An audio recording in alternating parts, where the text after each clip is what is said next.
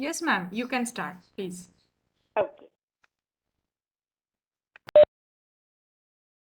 तो आज का विषय हमारा है पंचकोशों के बारे में और पंचभूतों के बारे में भी थोड़ा सा और विस्तार से जानेंगे। आइए सीधे बैठेंगे, आंखें बंद, अपनी श्वासों पर ध्यान लगाएं एकाग्रता के लिए। आइए ओम का उच्चारण करते हैं लंबी श्वास लेते हुए 3 बार। ओम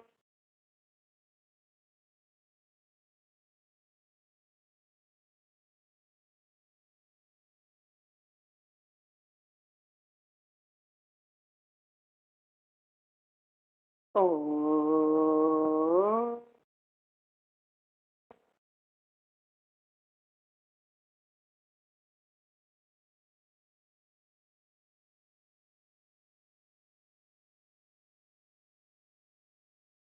ओम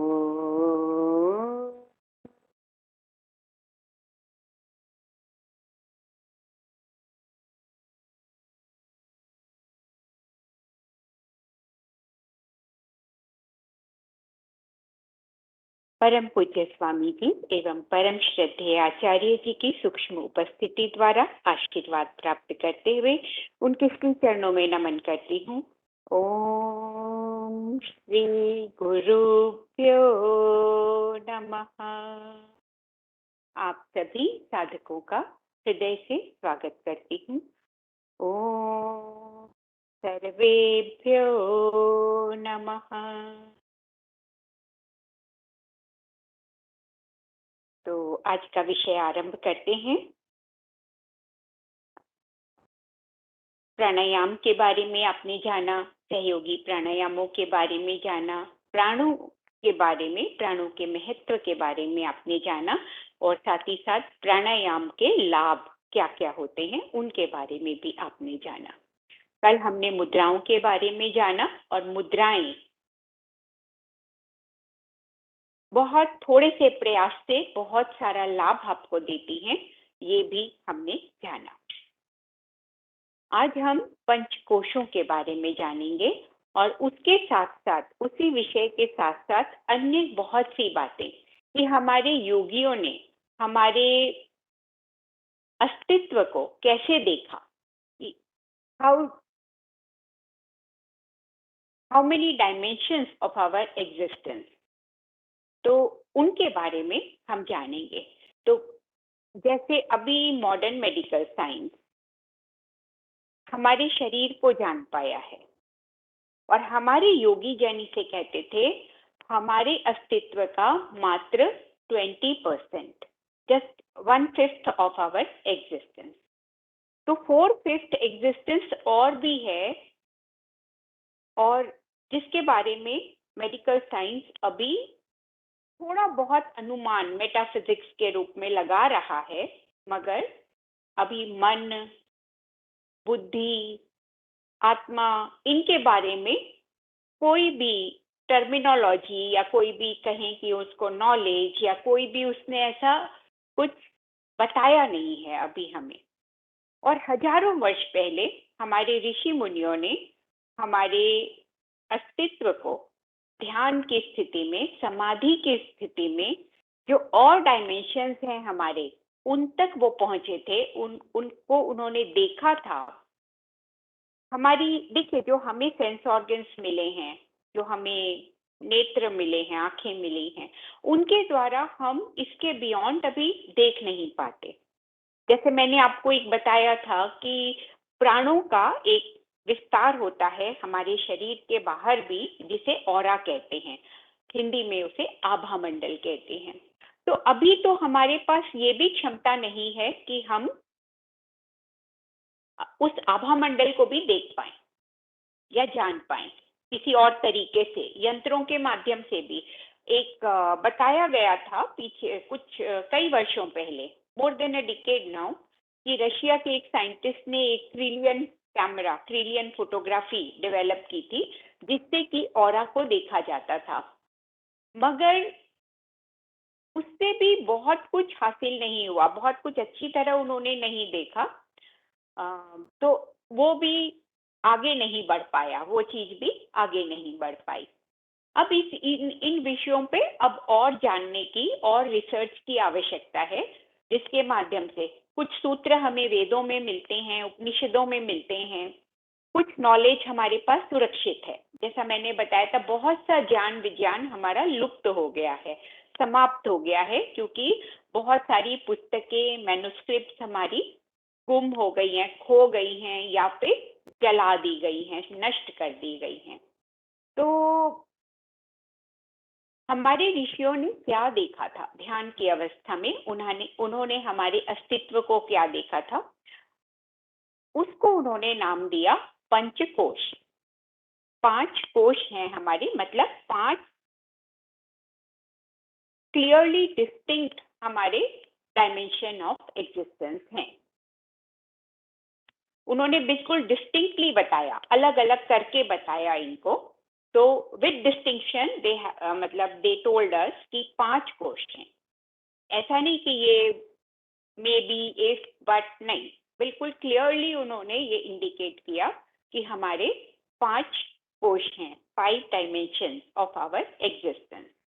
अब ये क्या क्या है, उनमें से पहला तो यही है हमारा फिजिकल बॉडी, अन्नमय कोश हम कह सकते हैं इसको, क्योंकि ये हमें पृथ्वी पर अन्न से ही इसका पोषण होता है, अन्न से ही इसका निर्माण होता है। अन्न माने हमारा आहार, अन्न जल आदि पंचभूतों से बना ये शरीर, और पंचभूत ही हमारे आहार में भी होते हैं, इंक्लूडिंग लिक्विड्स, जल भी उसी में होता है। तो उससे ही ये शरीर बनता है। धीरे धीरे एक्यूमुलेशन ऑफ आहार जो है वो ही एक तरह से हम कह सकते हैं कि परिवर्तित होता है उसका रूप। ऐसा नहीं है कि जो हम दाल रोटी सब्जी दूध दही खाते हैं वो ऐसे का ऐसा ही शरीर में कहीं जमा हो जाता है, बन जाता है इसके अंग प्रत्यंग डायरेक्टली उससे।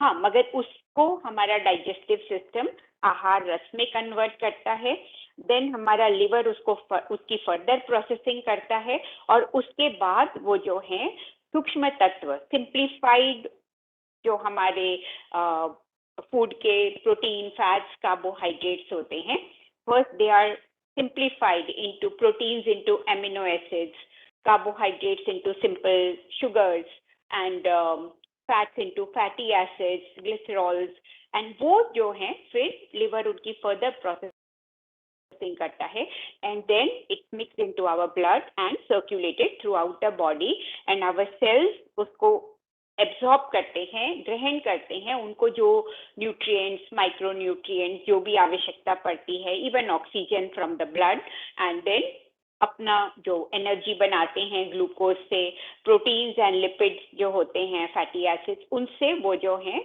अपना amino acids and fatty acids are used to build the cell. उसके डिफरेंट बॉडीज होती हैं सेल के अंदर, छोटी छोटी माइक्रो बॉडीज जो होती हैं, उन सबको बनाने का काम होता है। तो इस तरह से धीरे धीरे जो मैंने आपको कहा था, जैसे सप्त धातुओं का निर्माण होता है हमारी, जो सेल्स एंड टिश्यूज होते हैं, दे आर, अगर हम आयुर्वेद की दृष्टि से देखें, योग की दृष्टि से देखें, तो उसी को हमारे विद्वानों ने धातुएं कहा है। तो हमारी जो धातुएं होती हैं, रस, रक्त, मांस, मेद, अस्थि, मज्जा, शुक्र, उनका निर्माण होता है।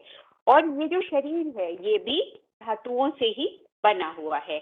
इसमें त्रिदोष हैं, आपने आयुर्वेद में पढ़ा होगा, आचार्य श्याम, हो गया ना उनका वो लेक्चर आयुर्वेद वाला, आज तो था मैम।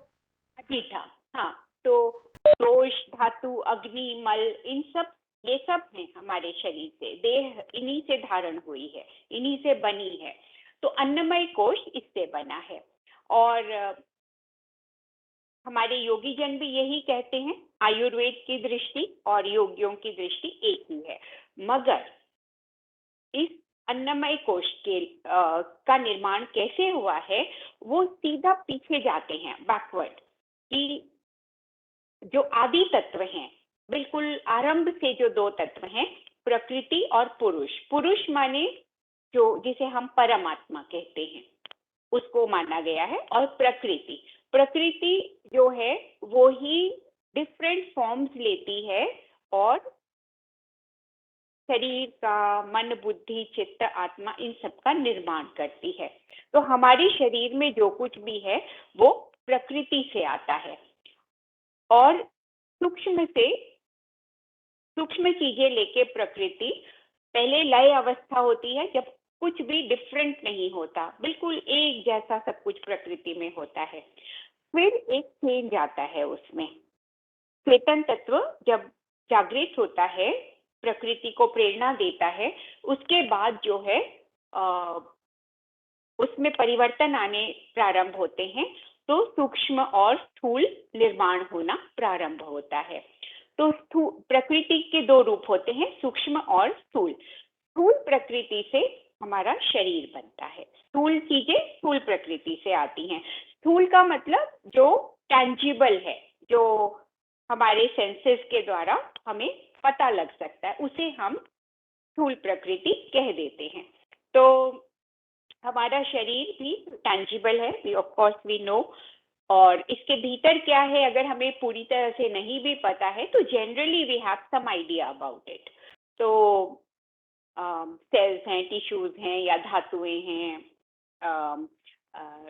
आयुर्वेद पढ़ते हैं तो हमें पता लगता है कि इसमें त्रिदोष भी है। जो पूरा मेटाबॉलिज्म है उसे आप त्रिदोष कह सकते हैं। Vata, pitta, kapha is almost like the concept of, almost, not exactly equal, but almost like the concept of metabolism. और फिर अग्नियां हैं इसमें, और फिर उसके बाद जो है मल आदि हैं। तो ये इन सब से बनता है। तो हमारे योगी जनों ने सीधा बैकवर्ड जाकर प्रकृति से कैसे शरीर बना है उसका विश्लेषण किया है। तो उन्होंने कहा कि प्रकृति से जो पंचभूत बनते हैं, ग्रेजुअली जो स्थूल प्रकृति बनती है, तो उसमें पंचभूत, और पंचभूतों से ही मैंने आपको बताया था पूरा ब्रह्मांड बना है और हमारा शरीर भी बना है।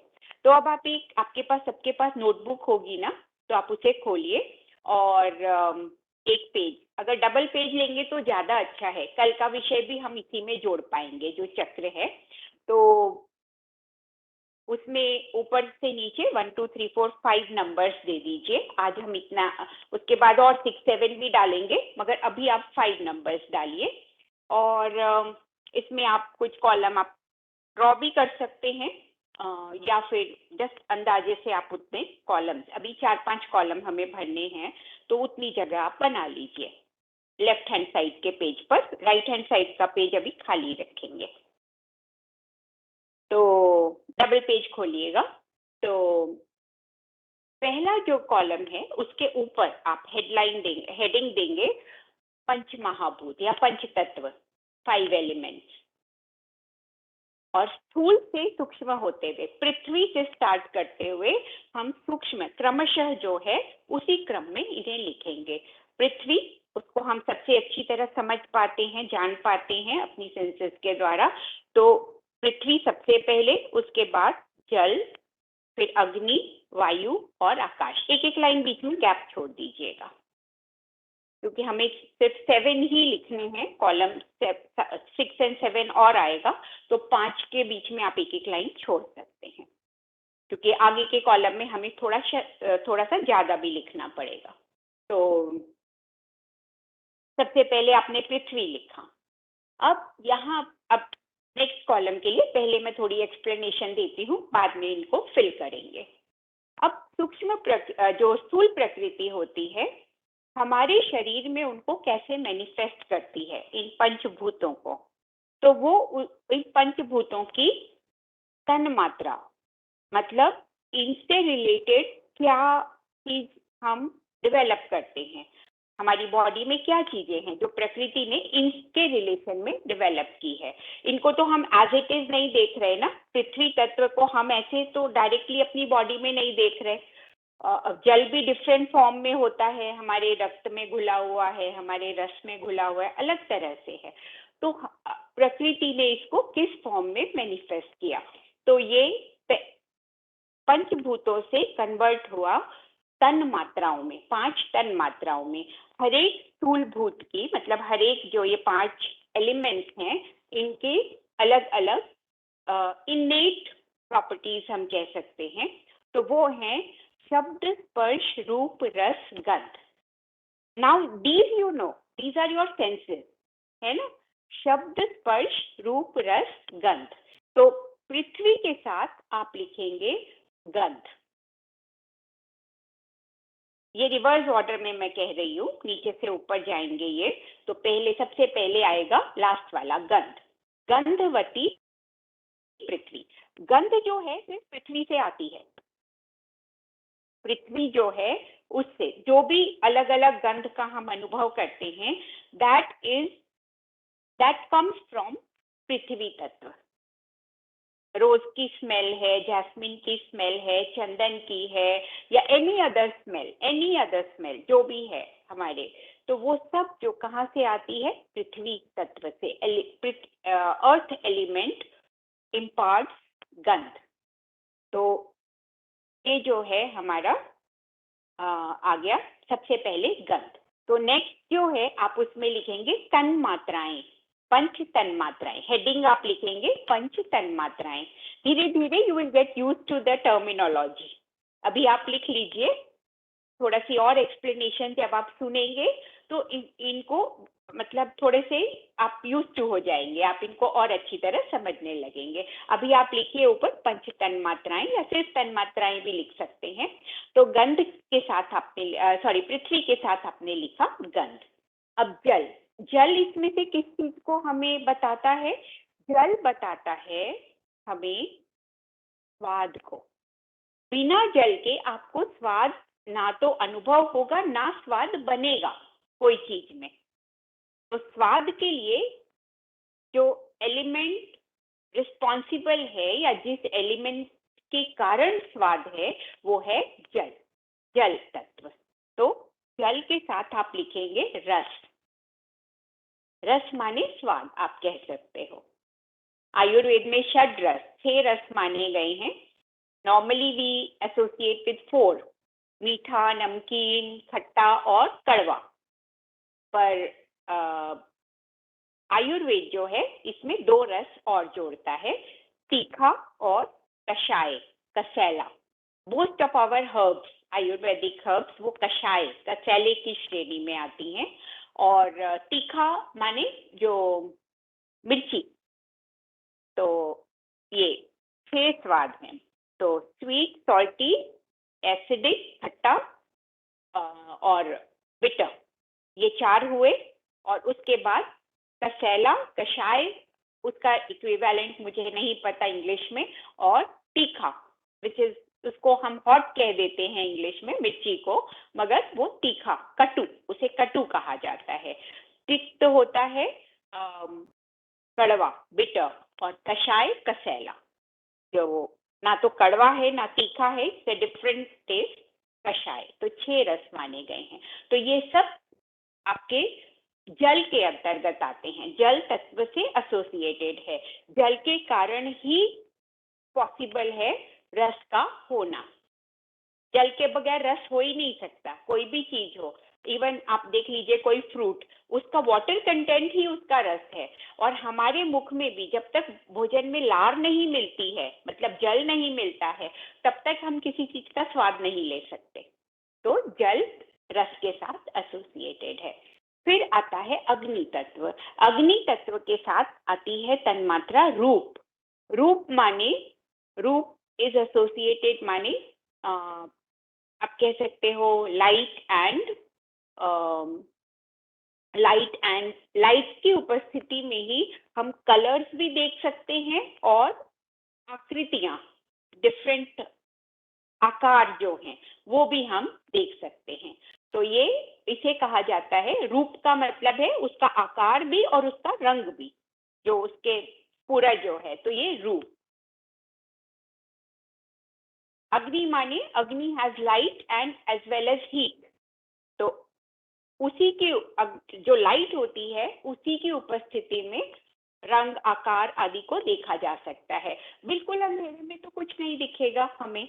तो हमारे ये जो अग्नि तत्व है, that makes it possible to see colours and forms.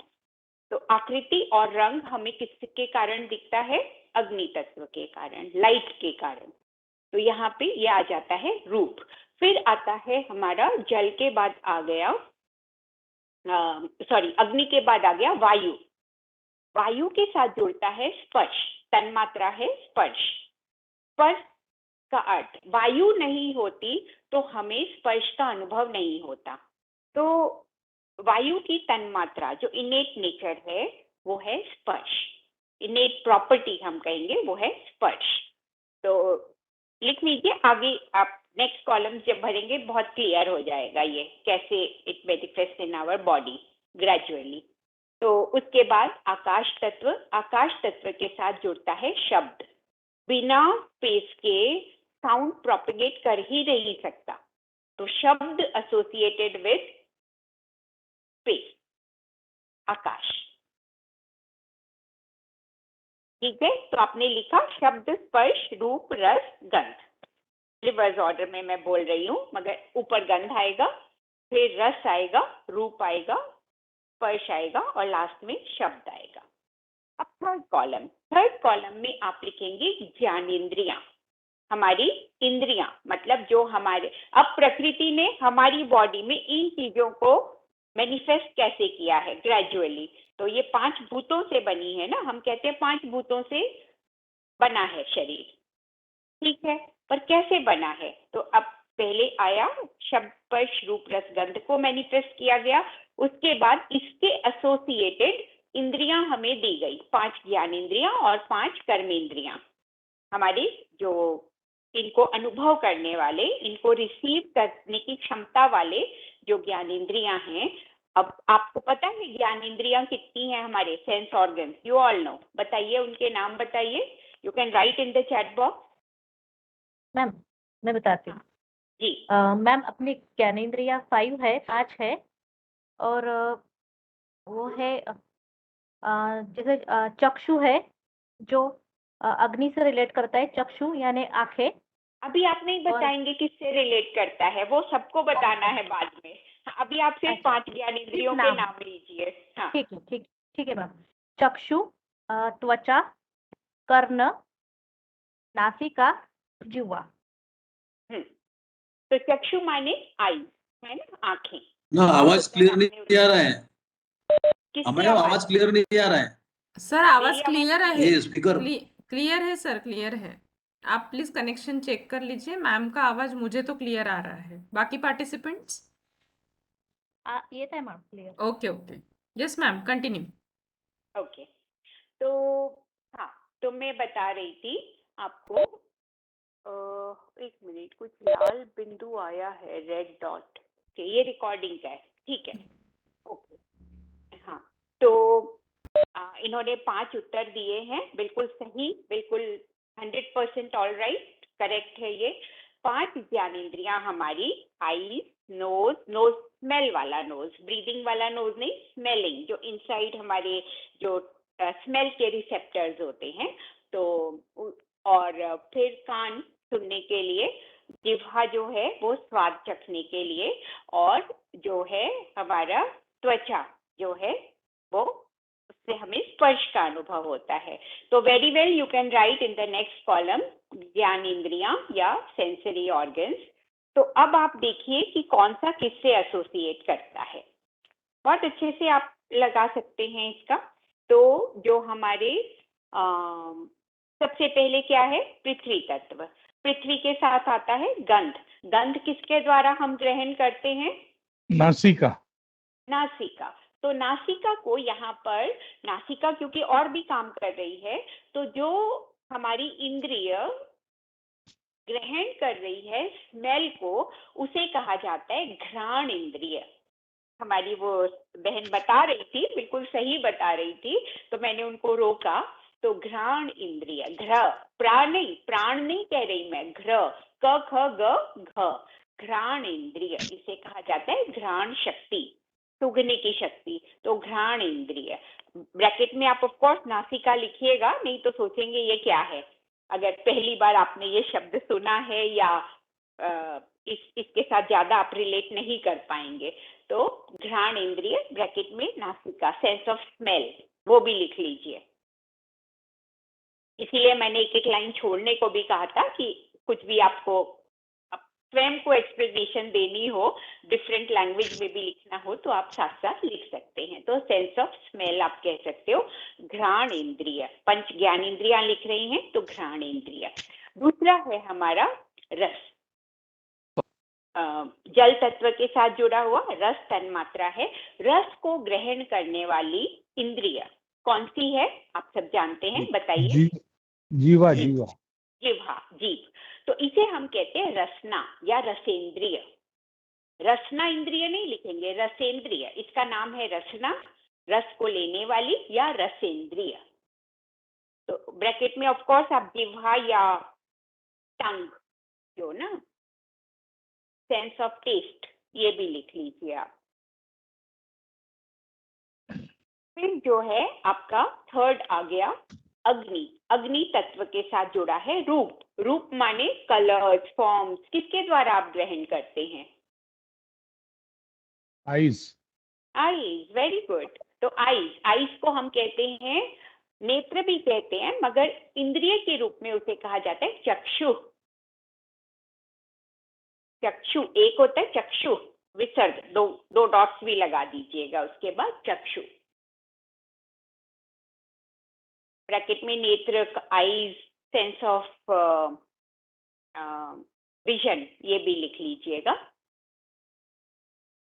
और उसके बाद आता है स्पर्श, मतलब वायु। वायु के साथ स्पर्श है। स्पर्श, स्पर्श हम किसके माध्यम से अनुभव करते हैं? त्वचा। त्वचा को त्वचा भी लिख सकते हो, स्पर्श इंद्रिय भी लिख सकते हो, या फिर आप सेंस ऑफ टच तो लिखोगे ही इसको। और त्वक, त्वक कहा जाता है प्रॉपर, इसका जो योगियों ने इसको नाम दिया है त्वक। क के नीचे हलंत आएगा, आधा क है, साउंड उसका क नहीं है, क छोटा है, त्वक। ठीक है, त्वक, त्वचा, सेंस ऑफ टच, सब लिख लीजिए आप, तो इजी टू रिमेम्बर। उसके बाद आ गया हमारा लास्ट आकाश शब्द। किसके द्वारा आप ग्रहण करते हैं शब्द को? शब्द माने sound, years, yes, very good. तो ईयर्स, ईयर्स को क्या कहते हैं? कान भी कहते हैं, कर्ण भी कहते हैं, पर इंद्रिय के रूप में उसे कहा जाता है श्रोत्र। श्रोत्र इंद्रिय, श्रोत्रेंद्रिय, श्रोत्र। श्रो, श्र, श्र होता है, श्री वाला श्र, उसमें ओ की मात्रा, और त, त्रिशूल वाला त्र। ठीक है, श्रोत्र, ऊपर ए की मात्रा देके इंद्रिय का संधि हो जाएगी, उसमें जुड़ जाएगा श्रोत्रेंद्रिय। ठीक है, श्रोत्रेंद्रिय, कान, सेंस ऑफ हियरिंग। ठीक है, ये हो गए। अब फोर्थ कॉलम, फोर्थ कॉलम में अब इनके साथ हमें 5 कर्मेंद्रियां भी बनाई हैं, काम करने वाली इंद्रियां। प्रकृति ने, स्थूल प्रकृति ने जो हमारा शरीर बनाया है, उसमें ये तो सेंस, जो ये सेंस ऑर्गन्स क्या होते हैं? ये हमें अपनी सराउंडिंग्स का बोध देते हैं, मतलब हमें पता देते हैं आसपास क्या हो रहा है। We know through our sense organs, but हमें कुछ एग्जीक्यूट करना है। हमें इनसे तो हमें स्टिम्युलस मिल रहा है, मगर हमें उसका उत्तर देना है, उसका रिएक्शन करना है, हमें कुछ अपने मर्जी से, अपनी इच्छानुसार कुछ करना है। ज्ञानेंद्रियां हमारी इच्छानुसार काम नहीं करती हैं। ज्ञानेंद्रियां तो जो कुछ हो रहा है हमारे सराउंडिंग में सब कन्वे कर रही हैं, हमें बता रही हैं। दे आर जस्ट, उसको एज इट इज, जो भी हो रहा है आसपास, उसको ग्रहण करके हम तक पहुंचाने का काम करती हैं। They are just like receptor. पर हमारे पास प्रकृति ने कर्मेंद्रियां दी है जिनसे हम इच्छानुसार कार्य कर सकते हैं। ये हमें चॉइस मिली है, फ्री विल चॉइस। तो उसको एग्जीक्यूट करने के लिए हमें शरीर मिला है, और शरीर किसके माध्यम से कार्य करता है? कर्मेंद्रियों के माध्यम से कार्य करता है। तो अब फोर्थ कॉलम आपका कर्मेंद्रिय का होगा। अब ये कर्मेंद्रियां कौन सी हैं? 5 हैं, ये तो मैंने बताया। अब आप बताएंगे कौन सी 5 कर्मेंद्रियां हैं?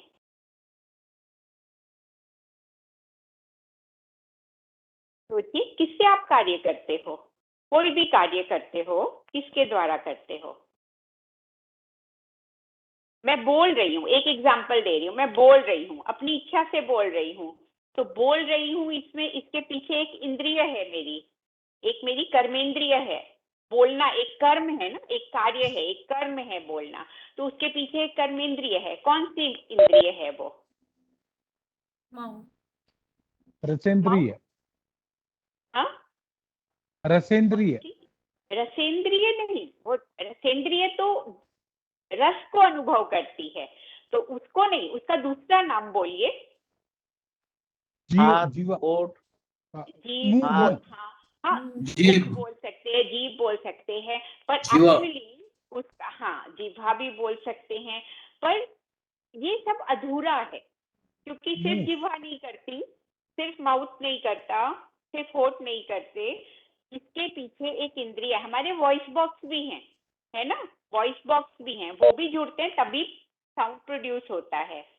उसको पर्टिकुलर शब्द का रूप देने के लिए फिर हमारे माउथ है, टीथ है, टंग है, अपर नीचे वाला, ऊपर और नीचे वाला पैलेट्स हैं, इन सब का काम है। तो ये जो हमारे पास कर्मेंद्रिय है, इसको हमारे ऋषियों ने नाम दिया वाक इंद्रिय, वाणी, वाक इंद्रिय, वाणी वाणी। वाणी की शक्ति, पर इसे कहा वाक इंद्रिय। कर्मेंद्रिय में जब आप लिखेंगे तो वाक, वाणी है, जरूर है, वाणी प्रोड्यूस होती है, पर किसके द्वारा? वाक इंद्रिय के द्वारा।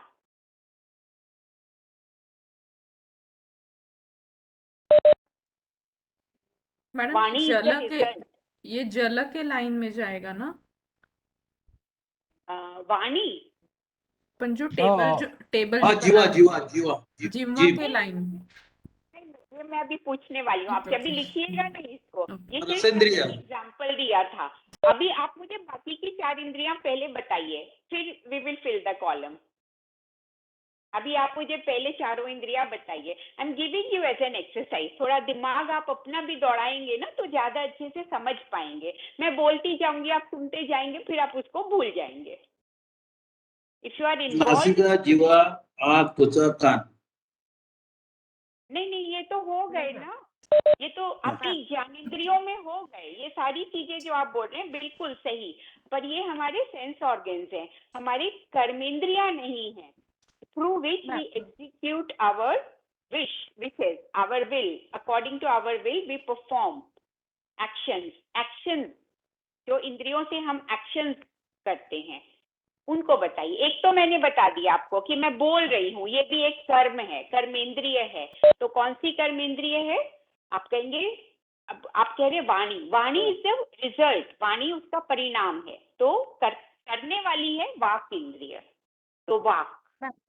मैम हाथ पैर हो जाएगा मैडम, जी, हाथ जी, आकाश जी, हो हाथ जाएगा ना। और पैर, कैसे भूल गए आप लोग? हाथ और पैर, ये हमारी कर्मेंद्रियां हैं, हाथों से बहुत कुछ कार्य हम हाथों से करते हैं, और चलने का कार्य हमारे पैर करते हैं, that is also an action, है ना। हमारी ह्यूमन बॉडी जो जो एक्शन लेती है उसमें हाथ और पैर तो बहुत इंपॉर्टेंट है, ये तो आंसर पहले आना चाहिए था।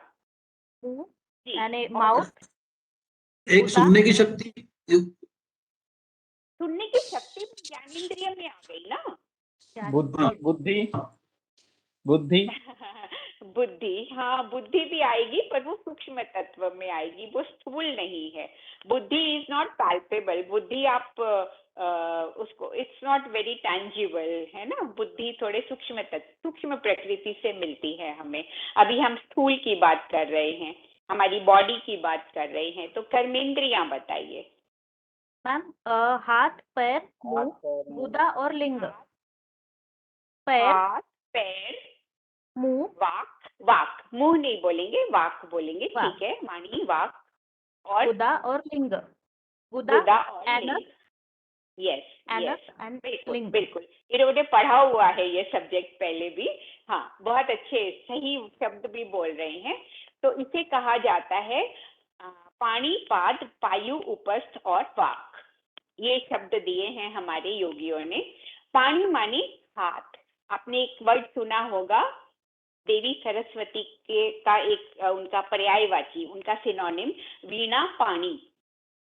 हाथ में जिन्होंने वीणा धारण की हुई है, वीणा पाणी, वीणा है जिनके हाथों में, है ना। तो देवी सरस्वती के लिए हम बोलते हैं, उनका एक नाम और है वीणा पाणी। पाणी का अर्थ क्या हुआ? हाथ।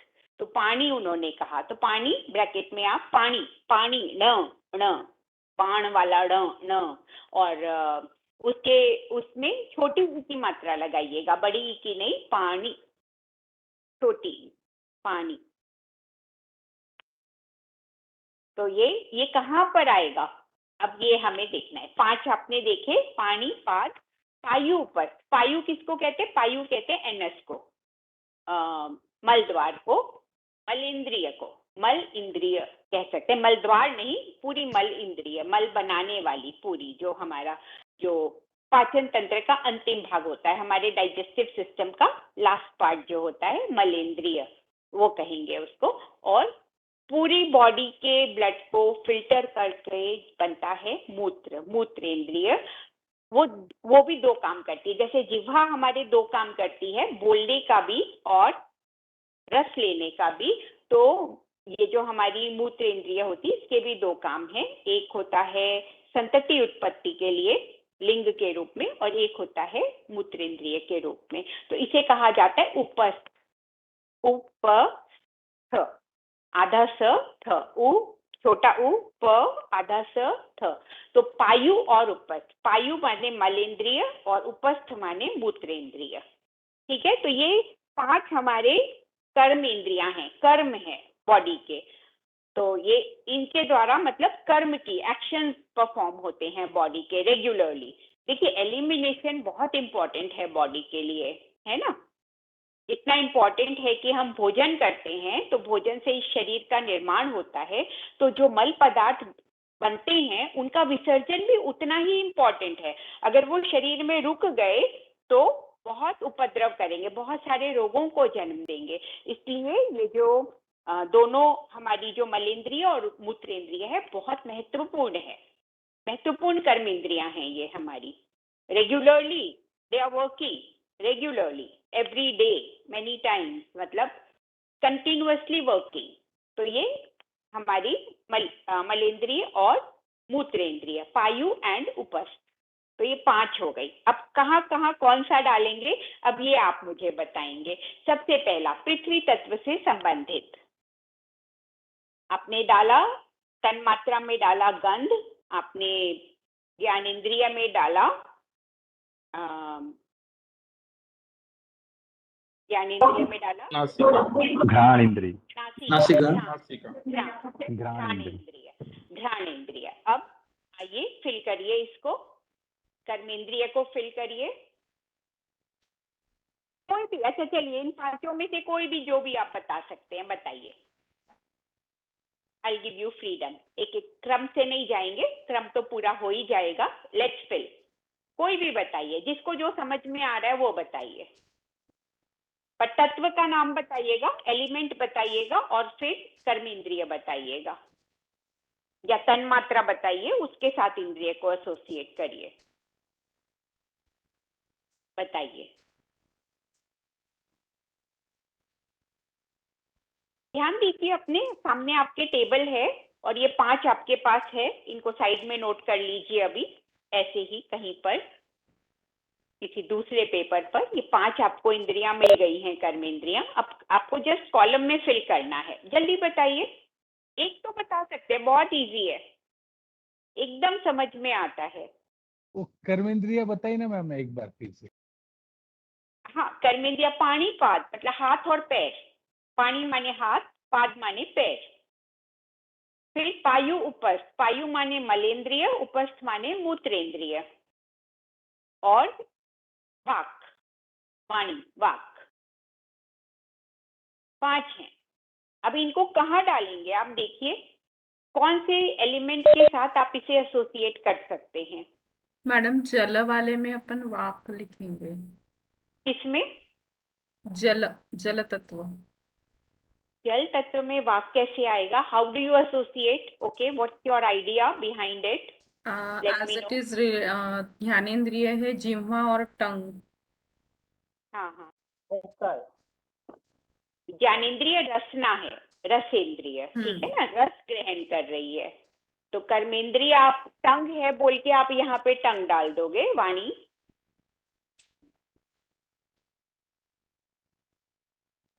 How does it associate with the element? इसमें जल में पांचवा है मूत्रेंद्रिय आएगा। हाँ, जल में मूत्रेंद्रिय आएगा, बिल्कुल Okay. सही है। उपस्थ, जल तत्व के साथ जल को प्रोसेस करने वाली इंद्रिय जो है वो है मूत्रेंद्रिय। जल को अनुभव करने वाली जिह्वा, रसना, और जल को प्रोसेस करने वाली मूत्रेंद्रिय, उपस्थ। बिल्कुल सही, बहुत अच्छा। नाउ थिंक फर्दर, और सोचिए।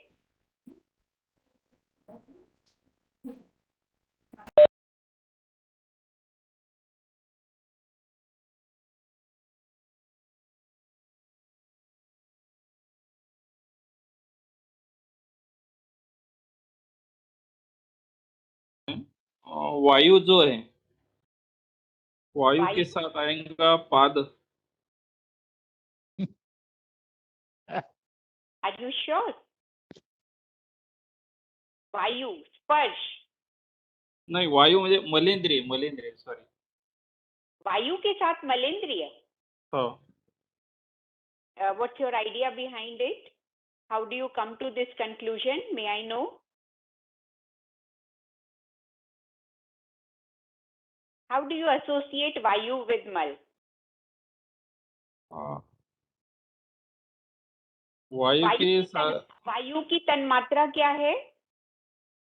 स्पर्श है। स्पर्श। स्पर्श स्पर्श। त्वचा। स्पर्श, सोचिए स्पर्श। हाथ हाथ हाँ, नहीं, गुड हाथ। जी, हाथ आएगा। Very good. तन्मात्रा पे कॉन्सेंट्रेट करिए, then you will come to the conclusion. Okay, very good, very good. चलिए आगे बढ़िए, लिखिए हाथ। हाथ हाँ। माने पानी। यहाँ आएगा पानी, हाथ, ब्रैकेट में हाथ लिखिए। पर सबसे ज्यादा टैक्टाइल हमारे हाथ, फिंगर टिप्स होते हैं, हाथ होते हैं, स्पर्श का अनुभव। करने का। हाँ, अब बहुत सुंदर उत्तर आए हैं, बहुत अच्छी तरह आप लोग सोच रहे हैं। आकाश। अब आकाश। 3 तो शायद आपने भर दिए ना? आँख आएंगी मैडम आकाश के साथ। हाँ हाँ हाँ, बोलिए। आकाश के साथ आँख। आकाश की तन्मात्रा क्या है? कान आएगा करने का। आकाश का शब्द है मैम, शब्द है तो वो मे बी वाक आएगा। श्रवणेंद्रिय, श्रवण, वाक श्रवण। वाक। कान। कान है। श्रवण। शब्द, देखिए शब्द जो है आप रिसीव किसके द्वारा करते हैं? कर्म के कान, द्वारा। कान। और प्रोसेस किसके द्वारा करते हैं? वाणी के द्वारा। वाक। एक्शन, आपका एक्शन किसके द्वारा होता है? शब्द से रिलेटेड, वाणी के द्वारा, वाक। Very good, very good. और सोचिए। श्रवण। अब तो मेरे ख्याल एक ही बचा है ना? दो बचे हैं। चलिए सोचिए फिर। पृथ्वी रंग। विजन। पृथ्वी का पानी आएगा पृथ्वी के साथ।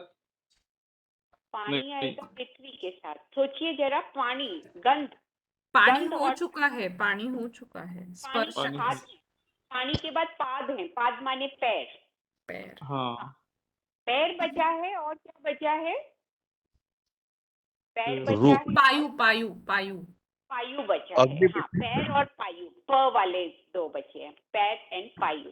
बताइए अब आपकी कौन सी तन्मात्राएं, देखिए कौन कौन से 2 एलिमेंट बचे हैं वो बताइए मुझे। गंध, एक तो पृथ्वी गंध बचा है। और रूप, गंध और रूप। हाँ, एक पृथ्वी और एक अग्नि। गंध और रूप। गंध के साथ कौन सी कर्मेंद्रिय और रूप के साथ कौन सी कर्मेंद्रिय? रूप के साथ आँख है मैडम। रूप के साथ आँख। पाद। ज्ञानेंद्रिय पाद है आएगा। ना? पाद आएगा। पाद, अच्छा, हाँ। ये था पैर। अच्छा, यहाँ पे मैं एक वर्ड बोलती हूँ, इजीली आप लोग एसोसिएट कर पाओगे। क्यों? हमारे यहाँ है मार्गदर्शन, है ना। मार्गदर्शन को हम लेते हैं गाइडेंस के रूप में, है ना। मार्गदर्शन, उन्होंने हमें, गुरु ने हमें मार्गदर्शन दिया। मार्गदर्शन, थोड़ा सा सोचिए आप, दर्शन क्यों जोड़ा गया है मार्ग के साथ? आप अगर देखते हो, if it is visible, only then you on it, only then you can walk on it. If it is visible, if the road is visible, only then you know how to walk on it, only then you can walk on it. अगर आपको बिल्कुल अंधकार में छोड़ दिया जाए और आपको कहा जाए आगे कहीं पर कांटे हो सकते हैं, कांच के टुकड़े हो सकते हैं, पानी का गड्ढा हो सकता है, आप चल पाओगे एक भी कदम? आप आंखें, क्योंकि ठीक है, आप टैक्टाइल फील करोगे, पहले एक टेंटेटिव स्टेप लोगे, फील करोगे, you will feel it's all right, कुछ चुभ नहीं रहा, कुछ हो नहीं रहा, चलो ठीक है, अच्छा हम एक step, but then you are using your sense of touch वहां पे। बट पैर जो कार्य, तो पैर क्या है? मार्गदर्शन। First you see and then you move, then you walk. Okay, तो this is how we associate मार्गदर्शन। देखते हो तो चल पाते हो, तो पैर चलने का काम करते हैं, आंखें उसे रास्ता दिखाती हैं, मार्ग को आप देखते हो, दर्शन करते हो, देन इट इज द मार्ग, पॉसिबल रास्ता। तो मार्गदर्शन यहाँ पे आ गया। और एक बचा आपका आयु, पृथ्वी, गंधवती पृथ्वी, गंध के साथ आप एसोसिएट करते हैं। देखिए हमारे पूरे डाइजेस्टिव सिस्टम में बिल्कुल एंड में जाके मलेंद्रिय जहाँ होती है, वहां पर उसमें जाके गंध वाले पदार्थ मिलाए जाते हैं हमारे सिस्टम के द्वारा। इंडोल, स्केटोल, ये जो पदार्थ है ये वहां पर मिलते हैं और कहीं नहीं। पूरे डाइजेस्टिव ट्रैक्ट में, पूरी एलिमेंट्री कनाल में कहीं नहीं मिलते, मुख में नहीं, कहीं नहीं। गंध कहाँ मिलाई जाती है? एंड में, लास्ट में, बिल्कुल।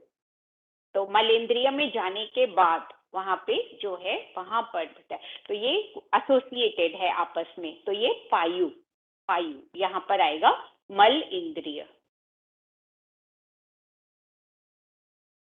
हाँ, it was a good exercise. चलिए, तो ये मैंने आपको क्यों बताया।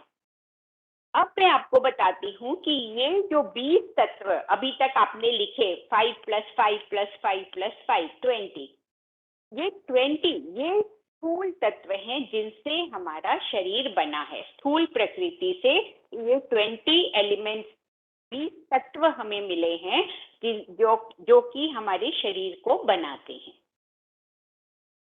योगियों के अनुसार। ये उन्होंने उसको इस तरह से रिप्रेजेंट किया है। प्रकृति, पहले प्रकृति है, पुरुष है। प्रकृति से जब पुरुष तत्व गति करता है, मतलब गति देता है, तो प्रकृति मूव करती है। It start taking different forms. उस पुरुष की प्रेरणा से प्रकृति में गतिविधि होती है and it start taking different forms. कुछ स्थूल होते हैं, मतलब कुछ पहले सूक्ष्म से धीरे धीरे स्थूल बनते हैं, मतलब मैनिफेस्टेशन ऑफ फॉर्म। ठीक है, तो मैनिफेस्टेशन ऑफ आवर फॉर्म, मनुष्य देह जो है, देह, सिर्फ देह अभी मैं बता रही हूँ, स्थूल जो है वो इन 20 एलिमेंट से बना है। तो अभी मैंने आपको अन्नमय कोश बताया था, वो इन 20 एलिमेंट से बना है। हमारे योगियों के अनुसार ये 20 एलिमेंट्स हैं जो स्थूल प्रकृति से आते हैं, जो स्थूल शरीर का या अन्नमय कोश का निर्माण करते हैं। आयुर्वेद कहता है दोष, धातु, अग्निमल, इनसे बना है शरीर। योगी कहते हैं स्थूल प्रकृति के इन 20 तत्वों से बना है हमारा शरीर। You see the difference. और मॉडर्न मेडिकल साइंस कहती है कि सेल्स एंड टिश्यूज से बना है हमारा शरीर। फिर वो ऑर्गन्स बनते हैं, मेनी टिश्यूज, कई तरह के टिश्यू मिलके एक ऑर्गन बनाते हैं, और सिमिलर वर्क परफॉर्म करने वाले ऑर्गन्स एक के बाद एक मिलकर समूह में बॉडी सिस्टम बनाते हैं। There are many systems in the body जिनसे ये शरीर बना है। तो this is how modern medical science, जो विजिबल है, जो डाइसेक्ट करके वो देख पाते हैं, वो हमें बताते हैं। साइंस हमें जो विजिबल है वो बताता है, योगी हमें जो इनविजिबल है कहाँ से आया वो बता रहे हैं, राइट। तो ये 20 तत्व हैं जो हमारी स्थूल देह का निर्माण करते हैं। स्थूल प्रकृति से आता है स्थूल शरीर और सूक्ष्म प्रकृति से आता है सूक्ष्म शरीर। तो अब 4/5 हिस्सा 80% ऑफ द रिमेनिंग वो क्या है? 20% ही है। हमारे योगियों के अनुसार ये देह जो हमारी है, ये जो फिजिकल बॉडी है, ये ओनली 20% है। तो बाकी का जो क्या कहूँ 80% रह गया ना, वो क्या है?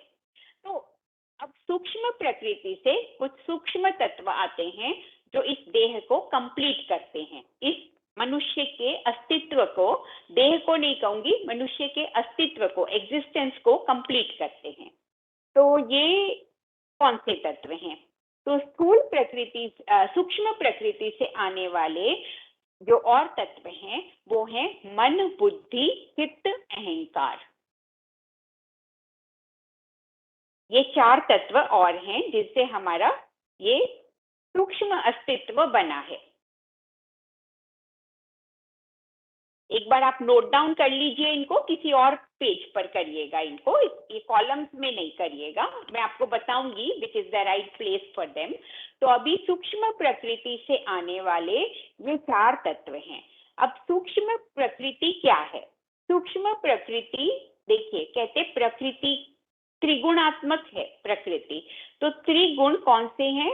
सत्व, रजस और तमस। इन सत्व, रजस और तमस से ये हमारा मनस्तत्व बना है।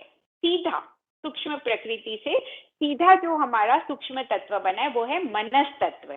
और मनस्तत्व के अंतर्गत ये चारों आते हैं, मन, बुद्धि, चित्त, अहंकार, ये चारों मनस्तत्व के अंतर्गत आते हैं। मनस्तत्व में भी वही 3 गुण होते हैं, सत्व, रजस और तमस। मन की प्रकृति जो है, प्रकृति से आता है, मन की भी प्रकृति है सात्विक, राजसिक और तामसिक। तो मन, बुद्धि, चित्त, अहंकार, इन चारों की भी ये तीनों प्रकृतियां हैं। तो मन, बुद्धि, चित्त, अहंकार, ये 4 एलिमेंट्स हैं जिनसे मनस्तत्व बना है। और मनस्तत्व सूक्ष्म प्रकृति से आता है, हमारे सूक्ष्म अस्तित्व का निर्माण करता है। ठीक है, तो यहाँ पर अब आप 6 नंबर डालेंगे, 2 लाइन बीच में छोड़ दीजिए because it's slightly different now. तो वो स्थूल प्रकृति हो गया वो पूरा, अब सूक्ष्म प्रकृति आ रहा है। तो सूक्ष्म प्रकृति से प्राप्त है मनस्तत्व, और मनस्तत्व इक्वल टू उसके 4 कंपोनेंट्स हैं, मन, बुद्धि, चित्त, अहंकार। मन प्लस बुद्धि प्लस चित्त प्लस अहंकार, आप इस तरह से भी लिख सकते हैं या कॉमा देके भी लिख सकते हैं। तो ये चारों से मिलकर मनस्तत्व बना है। और इसके जो गुण हैं वो वही हैं जो सूक्ष्म प्रकृति के होते हैं, सात्विक, तामसिक और राजसिक। सात्विक, राजसिक और तामसिक, रादर ये ऑर्डर है, सात्विक, राजसिक, तामसिक। ठीक है, चलिए, तो मेन हमारा है एलिमेंट्स, किन एलिमेंट्स से हमारी बॉडी बनी है। और अब नंबर 7 और लिख लीजिए आप। नंबर 7 यहाँ पे लिखेंगे चेतन तत्व, मतलब पुरुष से क्या मिला है, परमात्मा से क्या आती है, वह आती है आत्मा। तो दैट कंप्लीट्स आवर एग्जिस्टेंस। तो स्थूल प्रकृति से ये 20 एलिमेंट्स मिले हैं जिससे हमारा स्थूल शरीर बनता है। हमारा सूक्ष्म अस्तित्व बनता है मनस्तत्व से, मन, बुद्धि, चित्त, अहंकार से, उसके 4 पार्ट्स हैं। और फिर जो इन सबको चेतन बनाता है, जो चेतन तत्व आता है आदि तत्व पुरुष से, यानी कि परमात्मा जिसे हम कहते हैं। तो परमात्मा से हमें क्या मिला है, आत्मा। तो आत्मा ये चेतन तत्व है। ये सब जड़ तत्व हैं, बाकी के सारे जड़ तत्व हैं, चाहे स्थूल प्रकृति से आते, क्योंकि प्रकृति को भी जड़ तत्व माना जाता है। तो चाहे वो स्थूल रूप में आए, चाहे वो सूक्ष्म रूप में आए, वो सब जड़ तत्व हैं। चेतन तत्व सिर्फ आत्मा है। आत्मा के होने से ही ये सब एक्टिवेट होते हैं।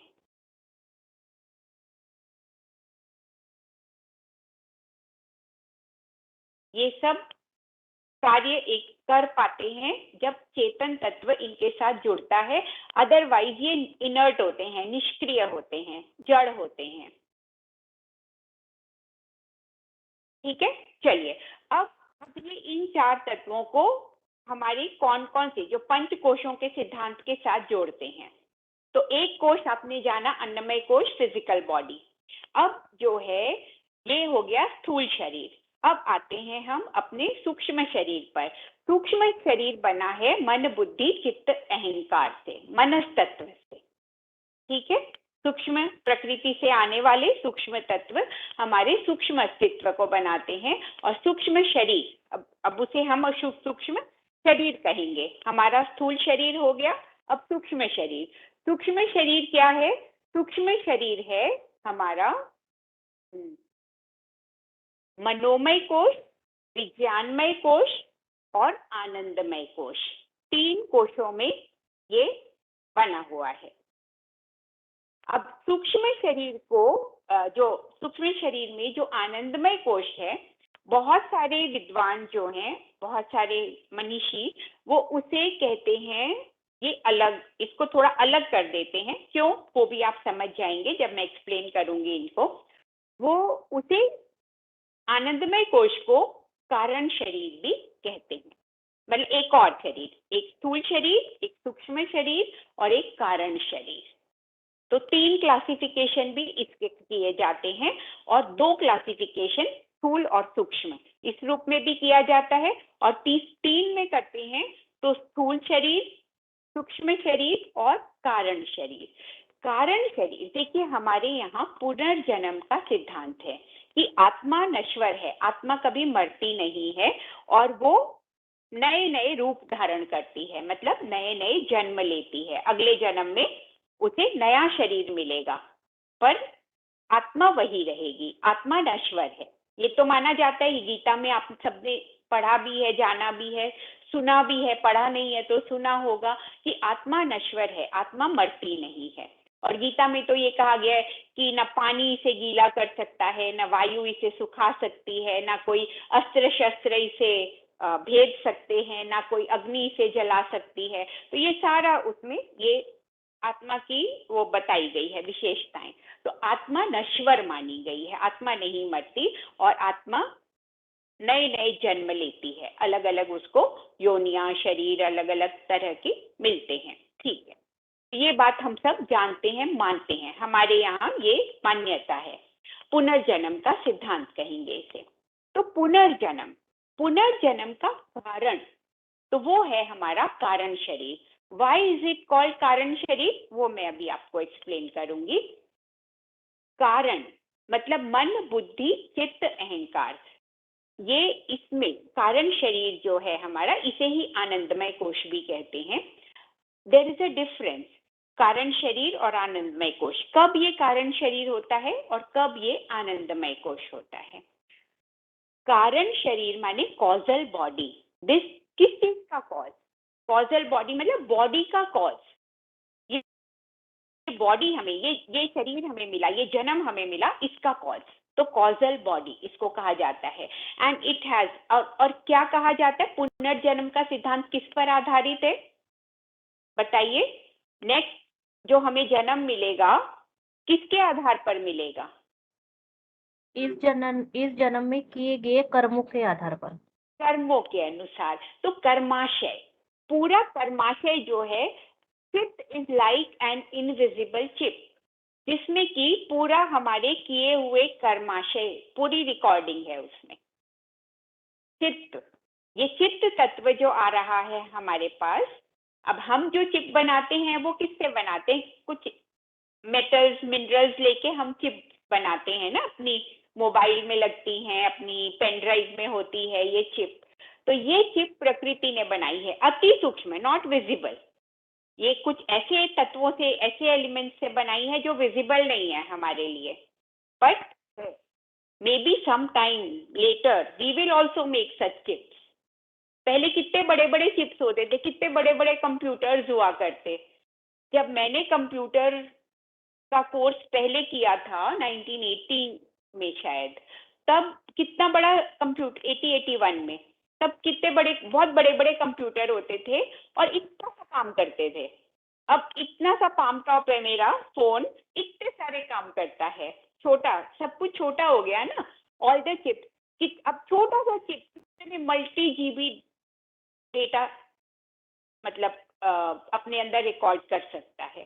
पहले बहुत बड़े बड़े आपको उपकरण बनाने पड़ते थे, तो प्रकृति ने बहुत छोटी इनविजिबल चिप बनाई है चित्त के रूप में। उसमें सारा हमारा जो कर्माशय है वो अंकित है, पूरा कंप्लीट उसी में है। जो भी हमने, इससे पिछले जन्मों के कर्म भी है उसमें, क्योंकि आत्मा पहली बार ये जन्म नहीं लेकर आ रही। मैं जो हूँ ये पहली बार आत्मा ने जन्म नहीं लिया है मेरे रूप में, इसके पीछे के जन्म भी होंगे। तो वो कर्माशय भी उस चिप में बहुत पीछे की रिकॉर्डिंग भी है सब, जिसके आधार पर मुझे ये जन्म मिला। अब उसमें फिर जो जो कर्माशय, अब वो भी मैं बताऊंगी कि कर्मों को कैसे इरेज किया जाता है, कैसे डिलीट किया जाता है। तो जब तक ये कर्म रहेंगे, जब तक आपका उसमें रिकॉर्डिंग्स रहेंगी आपके चित्त में, तब तक आपको वो इट विल बिकम द कारण फॉर पुनर्जन्म, नेक्स्ट जन्म। तो वो कारण शरीर, कॉजल बॉडी, ओके।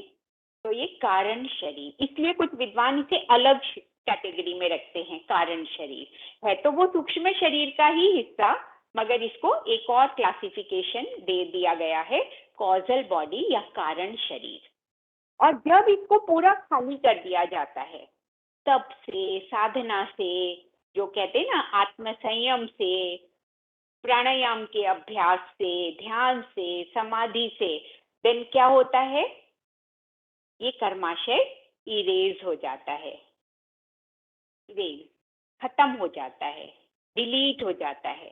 और फिर उसके बाद दिस बिकम्स ब्लिस बॉडी, आनंदमय शरीर, आनंदमय कोश।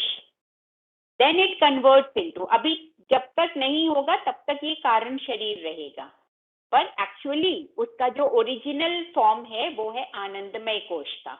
तो उसमें सत्य चित्त आनंद आत्मा के नैसर्गिक गुण माने गए हैं। तो जब कारण शरीर इरेज हो जाता है, कारण सारे इरेज हो जाते हैं, then this body becomes bliss body, आनंदमय कोश।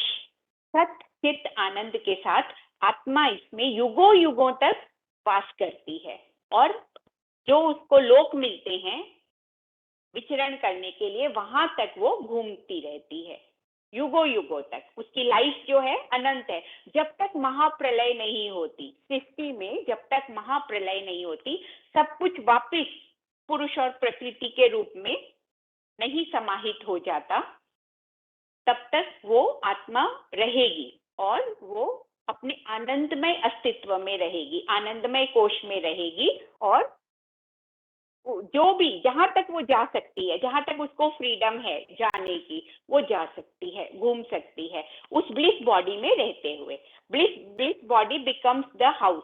आत्मा अलग से नहीं रह सकती, आत्मा को कुछ आधार चाहिए रहने के लिए, उसको एक अबोर्ड चाहिए होता है रहने के लिए सोल को। तो this becomes its aboard, that bliss body becomes the aboard, जिसमें वो रहती है और युगों युगों तक विचरण करते हुए अपने लोकों में कई लोगों तक विचरण कर सकती है। जो मुक्त आत्मा, इसको क्या कहेंगे, मुक्त आत्मा। मोक्ष कहा गया है ना, सबसे बड़ा पुरुषार्थ मोक्ष, मोक्ष की सिद्धि हो जाती है, तो ये ब्लिस बॉडी में कन्वर्ट हो जाता है। तो ये कॉजल बॉडी, ये हमारे सूक्ष्म शरीर का हिस्सा है। अब सूक्ष्म शरीर में, अब हमने चित्त को तो एक्सप्लेन कर दिया, मन बुद्धि अहंकार रह गया हमारा सूक्ष्म अस्तित्व का। तो दो कोष और हैं जो हमारे सूक्ष्म अस्तित्व में हैं, एक आता है मेंटल बॉडी, एक आता है एस्ट्रल बॉडी। तो मेंटल बॉडी वो हमारी मन और कर्मेंद्रियों से बना है। सूक्ष्म कर्मेंद्रियां, यहाँ पर जो स्थूल कर्मेंद्रियां हैं वो तो शरीर में है, मगर मन, जो मन उन्हें, भाई मन निर्देश देता है, फिर हमारी स्थूल इंद्रियां उसको एग्जीक्यूट करती हैं। तो एग्जीक्यूशन के लिए तो हमें शरीर चाहिए, शरीर रूपी इंस्ट्रूमेंट चाहिए, मगर मन के पास जो शक्ति है, मन कंट्रोल करता है अंदर से, तो मन कंट्रोल करता है, वो निर्देश देता है चलने के लिए, तो फिर हमारे पैर चलते हैं। तो चलने की शक्ति वो है हमारी कर्मेंद्रिय, समझिए। तो वो शक्तियां मन के अधीन होती है, तो उस तरह से वो उन्हें कंट्रोल करता है।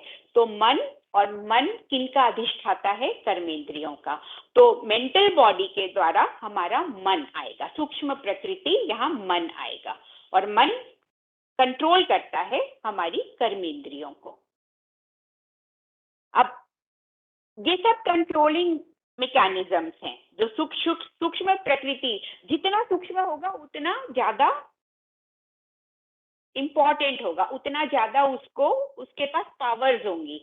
मैंने कहा ना, मैंने आपको ये भी बात बताई थी कि बहुत ज्यादा हाथ पैर हिला के जो हम एक्सरसाइज करते हैं, हम सोचते हैं कि बहुत उसका प्रभाव होगा, नहीं, उससे ज्यादा प्रभाव शांत बैठे हुए हमने एक मुद्रा लगाकर प्राप्त कर लिया। तो इसी तरह जितना सूक्ष्म है उतना पावरफुल है। तो जो हमारे पास पावर है वो शरीर में नहीं है, वो हमारे मन में है। इस एक उदाहरण से समझा देती हूँ। कई बार शरीर बहुत थक गया है, हमें हिलने का भी मन नहीं कर रहा, उठ के कोई काम करने का मन नहीं कर रहा, मगर अगर हमारा मन करे कि ये काम करना है अभी, तो तुरंत हम उठ खड़े होंगे और करने लग जाएंगे उस काम को। तो मनोबल शरीर बल से बहुत बड़ा है, कई गुना बड़ा है। मन के पास बहुत शक्तियां हैं, शरीर से ज्यादा शक्तियां मन के पास है, और मन से भी ज्यादा शक्तियां कहते हैं आत्मा के पास है। वो वहां पर मैं पहुंचूंगी, अभी मन की बात हम कर रहे हैं। तो मन, तो जो हमारी मेंटल बॉडी है, दैट कंसिस्ट ऑफ सूक्ष्म प्रकृति मन, सूक्ष्म प्रकृति से आया हुआ एलिमेंट मन। और मन क्या कंट्रोल करता है? मन हमारे एक्शंस को कंट्रोल करता है कर्मेंद्रियों के माध्यम से। तो मन और एक्शन, ये है हमारा मेंटल बॉडी, राइट? मन, एक्शंस कंट्रोल्ड बाय मन, तो ये आ जाएगा हमारा मनोमय कोश। अब एस्ट्रल बॉडी क्या है?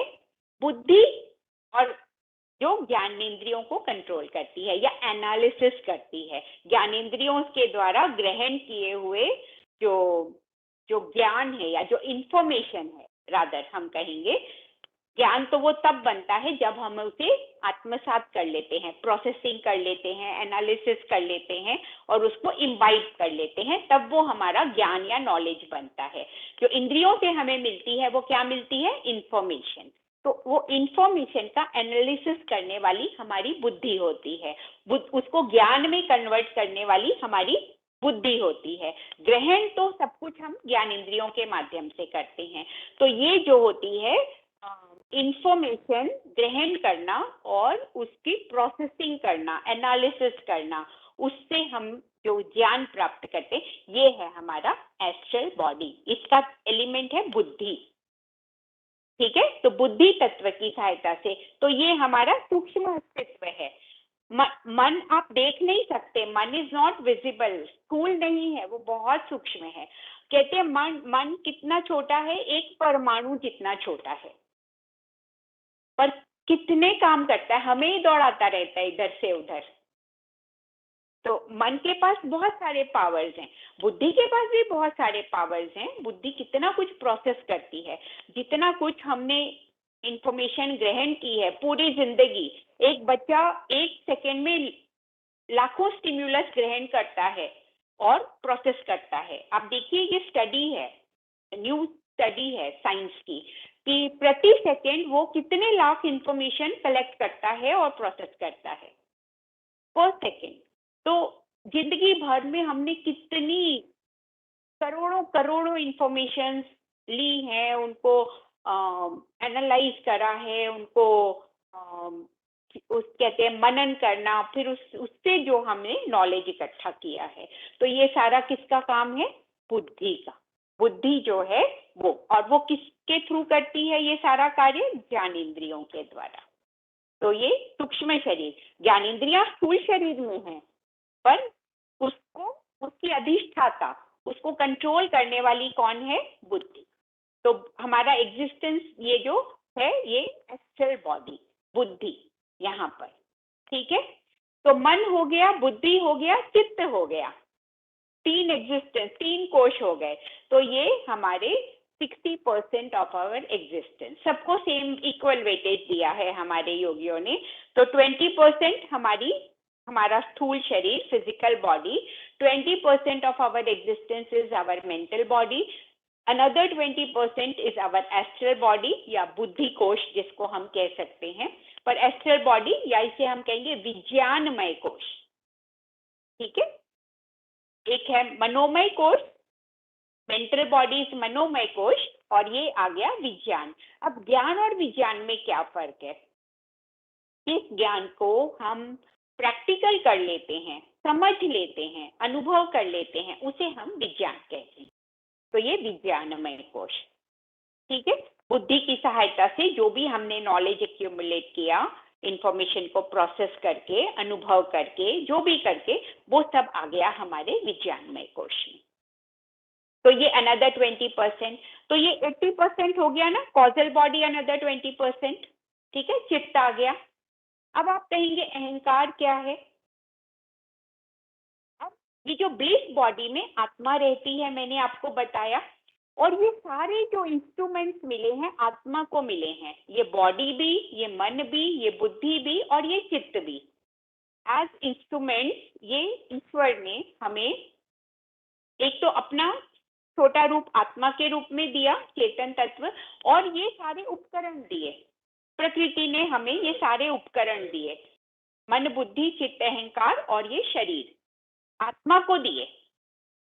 अब हम कहते हैं ना मैं माने आत्मा, तो आत्मा जो है, आत्मा को ये सारे इंस्ट्रूमेंट्स मिले हैं इस पृथ्वी पर काम करने के लिए, राइट? इसके माध्यम से वो कार्य कर पाती है। ये जितने भी हैं, हमारा एग्जिस्टेंस है किस लिए है? तो ये जो भी कार्य हमें करने हैं उसके लिए ये इंस्ट्रूमेंट्स मिले हैं। कहते हैं ना मनुष्य जन्म बहुत सौभाग्य से मिलता है, तो ये body highest creation of God मानी गई है, ये जो मनुष्य का शरीर है। तो ये बॉडी मिली है एज एन इंस्ट्रूमेंट, और ये मन बुद्धि चित्त अहंकार रूपी सूक्ष्म उपकरण भी मिले हैं इसके साथ, इसको चलाने के लिए।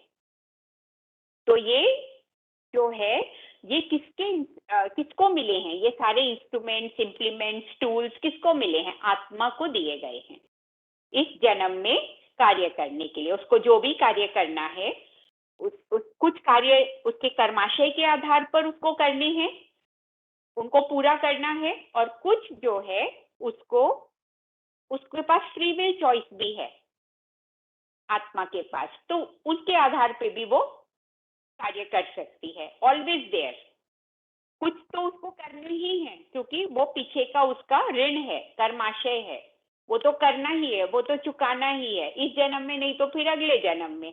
और कुछ उसके पास बाकी फ्री विल चॉइस है करने के लिए, तो उसको एग्जीक्यूट करने के लिए उसको ये सारे टूल्स मिले हैं, इंस्ट्रूमेंट्स मिले हैं, इम्प्लीमेंट्स मिले हैं, शरीर मन बुद्धि चित्त अहंकार के रूप में। तो ये सारा, ये स्थूल और सूक्ष्म प्रकृति ने उसको ये सारे टूल्स दिए हैं। तो अब आपको ये हमें 80% ऑफ आवर एग्जिस्टेंस समझ में आया। अहंकार रहता है, अहंकार बाकी है समझाना।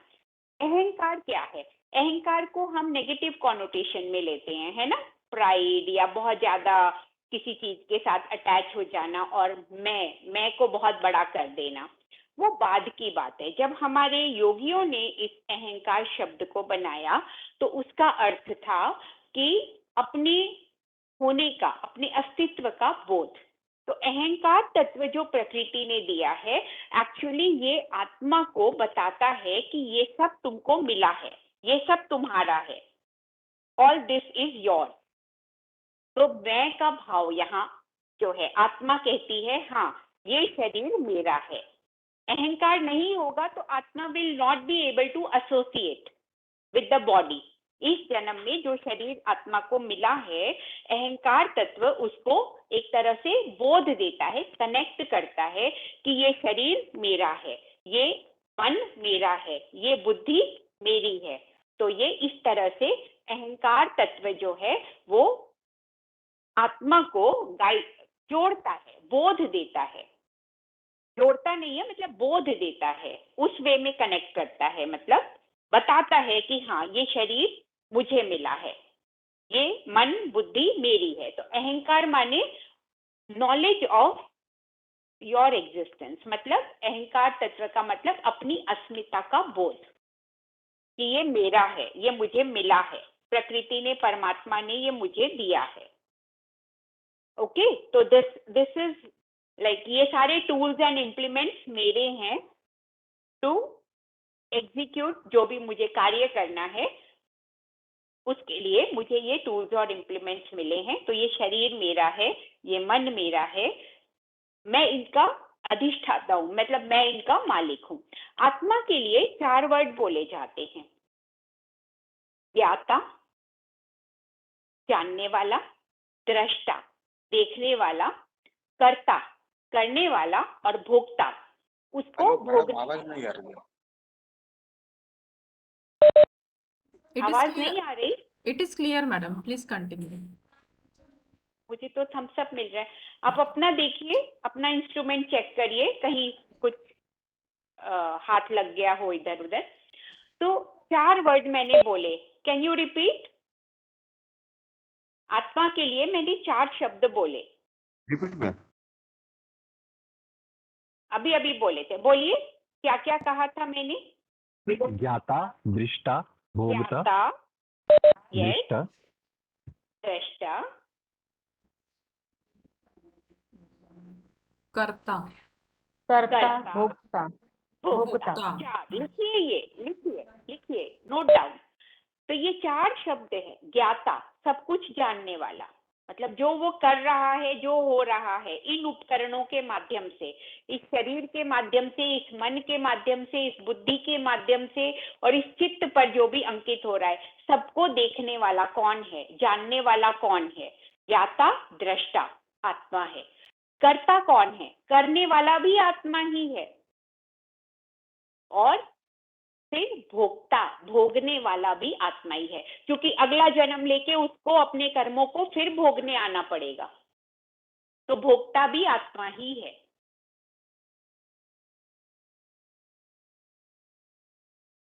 सुख दुख भी आत्मा को ही होता है। पीड़ा जो अंदर से होती है, एक तो होती है शरीर का दर्द, नहीं, पीड़ा अंतर की पीड़ा, वो भी आत्मा को ही होती है। बाकी के तत्व अनुभव करके कराते हैं उसको, मगर एक्चुअली ये सारे सुख दुख आत्मा के ही हैं, क्योंकि भोक्ता वही है। तो ज्ञाता, दृष्टा, कर्ता, भोक्ता सब कौन है? आत्मा, क्योंकि वही कॉन्शियस एलिमेंट है। चेतन तत्व सिर्फ आत्मा है। सुप्रा कॉन्शियस, आत्मा को क्या कहते हैं? सुप्रा कॉन्शियस। और उसके ये जो टूल्स हैं, मन को कहते हैं कॉन्शियस माइंड, क्योंकि लगातार वो काम करता है। हमें लगता है मन कर रहा है, पर एक्चुअली आत्मा का कार्य है। तो कॉन्शियस माइंड, और आत्मा को कहते हैं सुप्रा कॉन्शियस, राइट? सुप्रीम कॉन्शियस मनुष्य के लिए, सुप्रीम को तो हम गॉड को कहते हैं, मगर सुप्रा कॉन्शियस आत्मा के लिए वर्ड है। कॉन्शियस माइंड हमारा मन है, फिर इंटेलेक्ट हमारी बुद्धि है, और चित्त सबकॉन्शियस माइंड है, राइट? फिर आप कहेंगे एक और है अनकॉन्शियस माइंड, तो वो माइंड ही है, कभी कॉन्शियस होता है, कभी अनकॉन्शियस होता है। निद्रा में यही माइंड अनकॉन्शियस हो जाता है। तो कॉन्शियस माइंड या अनकॉन्शियस माइंड वो माइंड ही है, पर निद्रा की अवस्था में जब चला जाता है तो वो बेहोशी की अवस्था, तो दैट इज अनकॉन्शियस। ओके, तो ये आपको क्लियर हो गया होगा काफी कुछ। अब हमारा रेस्ट ऑफ द 20%, तो ये 80% ऑफ एग्जिस्टेंस आपको समझ में आया। Now can you tell me 80% में कौन कौन से कोश आते हैं? कोशों के नाम बताएं, या इंग्लिश में बॉडीज, जैसे मैंने बताया है। फिजिकल बॉडी एक मैं बता देती हूँ, पहला है अन्नमय कोश, फिजिकल बॉडी। बाकी के 3 आप बताएं जो अभी तक मैंने बताए हैं।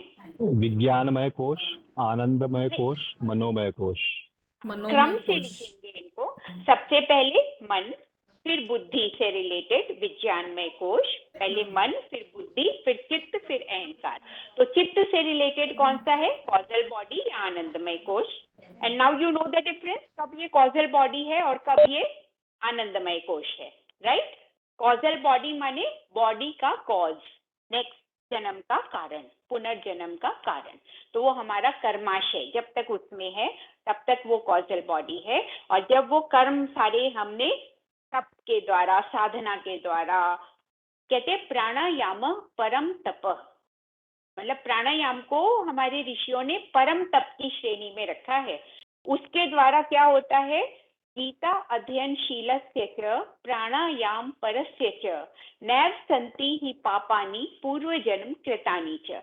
पूर्व जन्मों में भी जो पाप किए हैं, अगर इस जन्म में आपने प्राणायाम कर लिए और गीता के अध्ययन या मार्गदर्शन में आपने अपने जीवन को जिया, तो क्या होगा, न ही संति पापानी पूर्व जन्म कृतानी च, मतलब पीछे का पूरा कर्माशय आप समाप्त कर दोगे अगर ये दो प्रिंसिपल्स आप फॉलो करते हो। गीता का अध्ययन मतलब गीता से मार्गदर्शन लेते हुए और प्राणायाम करते हुए आप अपना जीवन जीते हो, तो मतलब ये आपके कर्माशय को समाप्त कर सकता है। गीता का अध्ययन करना, गीता के मार्ग पे चलना, तो वो भी बहुत बहुत कुछ इट रिक्वायर्स है ना। तो फिर महर्षि पतंजलि ने उसको सिंप्लीफाई करके बताया कि समाधि का अंतिम जो है मोक्ष है। समाधि के बाद जो निर्बीज समाधि जब आ जाती है, last stage, ultimate stage of समाधि, तो वो मोक्ष है। तो उन्होंने फिर इसको सरल करते हुए 8 स्टेप पाथ ऑफ योगा दिया हमें, यम, नियम, आसन, प्राणायाम, प्रत्याहार, धारणा, ध्यान, समाधि। तो ये इन सीढ़ियों को चढ़ते हुए यू कैन रीच मोक्ष, जीवन मुक्ति। तो जब आपकी causal body becomes a bliss body, right. तो ये 8 step path of yoga, when you follow it then you can leave your causal body and become bliss body. अब जब मृत्यु होती है, साधारण मृत्यु होती है व्यक्ति की, तो क्या होता है, साधारण व्यक्ति की मृत्यु होती है, मतलब कहने का ये है, तो वो पूरे सूक्ष्म शरीर के साथ आत्मा जाती है, मतलब उसमें मनोमय कोश, मेंटल बॉडी, विज्ञानमय कोश, astral body and causal body, आनंदमय कोश, उसके साथ ही आनंदमय कोश में तो आत्मा रहती है, कॉजल बॉडी में तो वो रहती ही है, कारण शरीर में ही रहती है, वो उसका फर्स्ट शीट है, ठीक है। उसके बाद वाला शीट है विज्ञानमय कोश, उसके ऊपर एक और शीट है, वो है मनोमय कोश, ठीक है। तो ये सब लेकर जाती है आत्मा अपने साथ, जब तक आपने मनोमय कोश को खत्म नहीं कर दिया, मतलब मन को बिल्कुल इरेज नहीं कर दिया। फिर बुद्धि, ये जो साधारण बुद्धि है, इस धरा पर कार्य करने के लिए है, उस बुद्धि की हमें आवश्यकता नहीं है। जब इस बॉडी हमारी क्लियर हो जाती है, क्लीन हो जाती है, तो हमारी जो शाश्वत प्रज्ञा है, रितंभरा बुद्धि है, वो जागृत अपने आप हो जाती है। पूज्य स्वामी जी कहते हैं सारे वेदों का ज्ञान हमारे भीतर है, सिर्फ वो उसके ऊपर, जैसे एक समझिए क्लियर मिरर है, क्लीन मिरर है, पर उसके ऊपर बहुत सारी धूल, मिट्टी, बहुत सारे कागज, कपड़े पड़े हुए हैं, तो कुछ दिखाई नहीं देगा उसमें। बट जब पूरा क्लियर कर देंगे, सारे शीट उसके ऊपर लेयर्स जो भी हैं सब हटा देंगे, तो क्या होगा, the mirror becomes clean, starts reflecting, तो वो क्लीन हो जाता है, स्टार्ट शोइंग जो भी उसमें है। तो उसी तरह जो है हमारा जो ये जो शीट्स होते हैं, ये जब हट जाते हैं आत्मा से, तो वो ब्लिस बॉडी बन जाता है। कारण शरीर के कारण जब हट जाते हैं, मनोमय कोश गया, आनंद विज्ञानमय कोश हट गया, साधारण कर्म नहीं करने अब हमें, साधारण बुद्धि भी नहीं चाहिए अब हमें, और पीछे के कर्माशय भी सब खत्म हो गए, अब सिर्फ क्लीन स्लेट बचा है, क्लीन, बिल्कुल क्लीन। तो वो कारण शरीर अब आनंदमय शरीर, ब्लिस बॉडी, और सच्चित आनंद रूप में अब आत्मा उसमें युगों युगों तक विचरण करता है। जहां मन होता है वहां जाता है, उसके लिए all gates are open now, सब लोग खुले हैं, वहां जाता है, वो विचरण करता है और रहता है, ब्लिस बॉडी में रहता है, आनंदमय रूप में रहता है। तो ये जो है मृत्यु के समय मैंने आपको बताया, पूरा सूक्ष्म शरीर जाता है आत्मा के साथ, और फिर जब एक योगी धीरे धीरे इन शीट्स को हटा देता है अपने तप से, अपनी साधना से, देन मनोमय कोश हट गया, विज्ञानमय कोश हट गया, कारण शरीर हट गया। अब सिर्फ कारण शरीर converts into a clean bliss body. अब ब्लिस बॉडी में आत्मा रहता है। This point is clear. अब ये 80% ऑफ आवर एग्जिस्टेंस आप समझ गए जो हमारे योगियों ने बताया। अब 20% क्या है?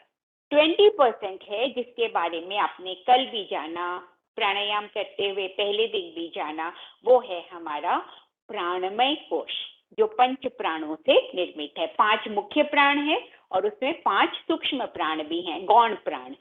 उनके भी नाम है नाग, कूर्म, कृकल, धनंजय और देवदत्त। 5 गौण प्राण, इन्हें सब्सिडियरी प्राणा कहा जाता है। मेन 5 हैं जो हमारे सारे बॉडी एक्शंस को गवर्न करते हैं, कंट्रोल करते हैं। तो ये प्राणमय कोश हैं। जब प्राण हमारी बॉडी को परमिएट करते हैं, पूरा इसमें व्याप्त हो जाते हैं, तो ये देन दे कनेक्ट सूक्ष्म एंड स्थूल, मतलब सब पूरा हमारे सूक्ष्म शरीर में भी व्याप्त होते हैं। मन को भी शक्ति कार्य करने की प्राण ही देते हैं, बुद्धि को भी कार्य करने की शक्ति प्राण ही देते हैं।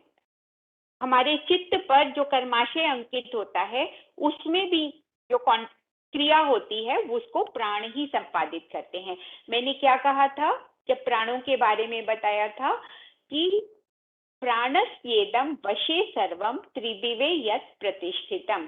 तीनों लोकों में जो भी कार्य या क्रियाएं हो रही हैं वो प्राणों के द्वारा ही कंट्रोल होती हैं, प्राणों के द्वारा ही नियंत्रित और नियमित होती हैं, मतलब प्राण ही उसे करते हैं।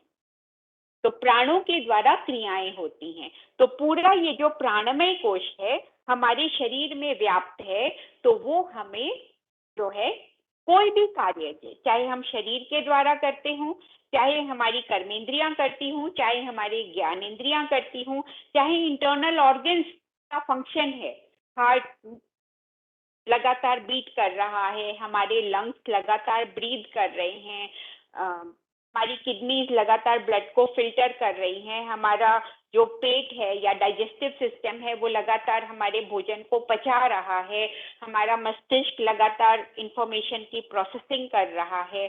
तो ये सब काम करने वाली जो शक्ति है वो क्या है? वो प्राण शक्ति है। तो प्राणमय कोश पूरे देह में व्याप्त होकर सूक्ष्म और स्थूल पूरे अस्तित्व में व्याप्त है हमारे। एंड इट इज लाइक जैसे कि आप कहोगे कि प्राण जब इतने इंपॉर्टेंट है तो आपने उसको शरीर बनाने वाले तत्वों में 20 के बाद 21वां तत्व क्यों नहीं जोड़ा? आप कहोगे 5 प्राण है तो 25 तत्व हो गए। नहीं, देखिए जैसे मान लीजिए, यहाँ मैं एक उदाहरण देना चाहूंगी। जैसे आप एक मान लीजिए टीवी सेट लेकर आते हो, ठीक है, और उसके साथ आप डिश भी लाए, उसके साथ सेट टॉप बॉक्स भी आया, ठीक है, आपने इन सबको कनेक्ट कर दिया, राइट? आपने उसको सेट कर दिया अपने घर में पूरा। अब टिल यू प्लग एक सॉकेट में, जब तक इलेक्ट्रिकल करंट उसमें से प्रवाहित नहीं होगा, will it do the work? Will it start? कोई चैनल आप देख पाएंगे? कोई न्यूज आप सुन पाएंगे उस टीवी के माध्यम से? कोई मूवी आप देख पाएंगे? नहीं। तो ऐसे ही प्राण शक्ति है। और हमारी ये 2 पिन सॉकेट दिया है प्रकृति ने, 2 पिन सॉकेट, कहीं भी प्लग इन हो जाता है। जहां भी प्राणवायु ऑक्सीजन है, प्राण शक्ति तो सर्वत्र है, जहां भी प्राणवायु ऑक्सीजन है प्लग इन हो जाता है अपने आप, ऑटोमेटिक, और इसकी चार्जिंग हो जाती है लगातार, इसको शक्ति मिल जाती है, इसको एनर्जी मिल जाती है काम करने के लिए।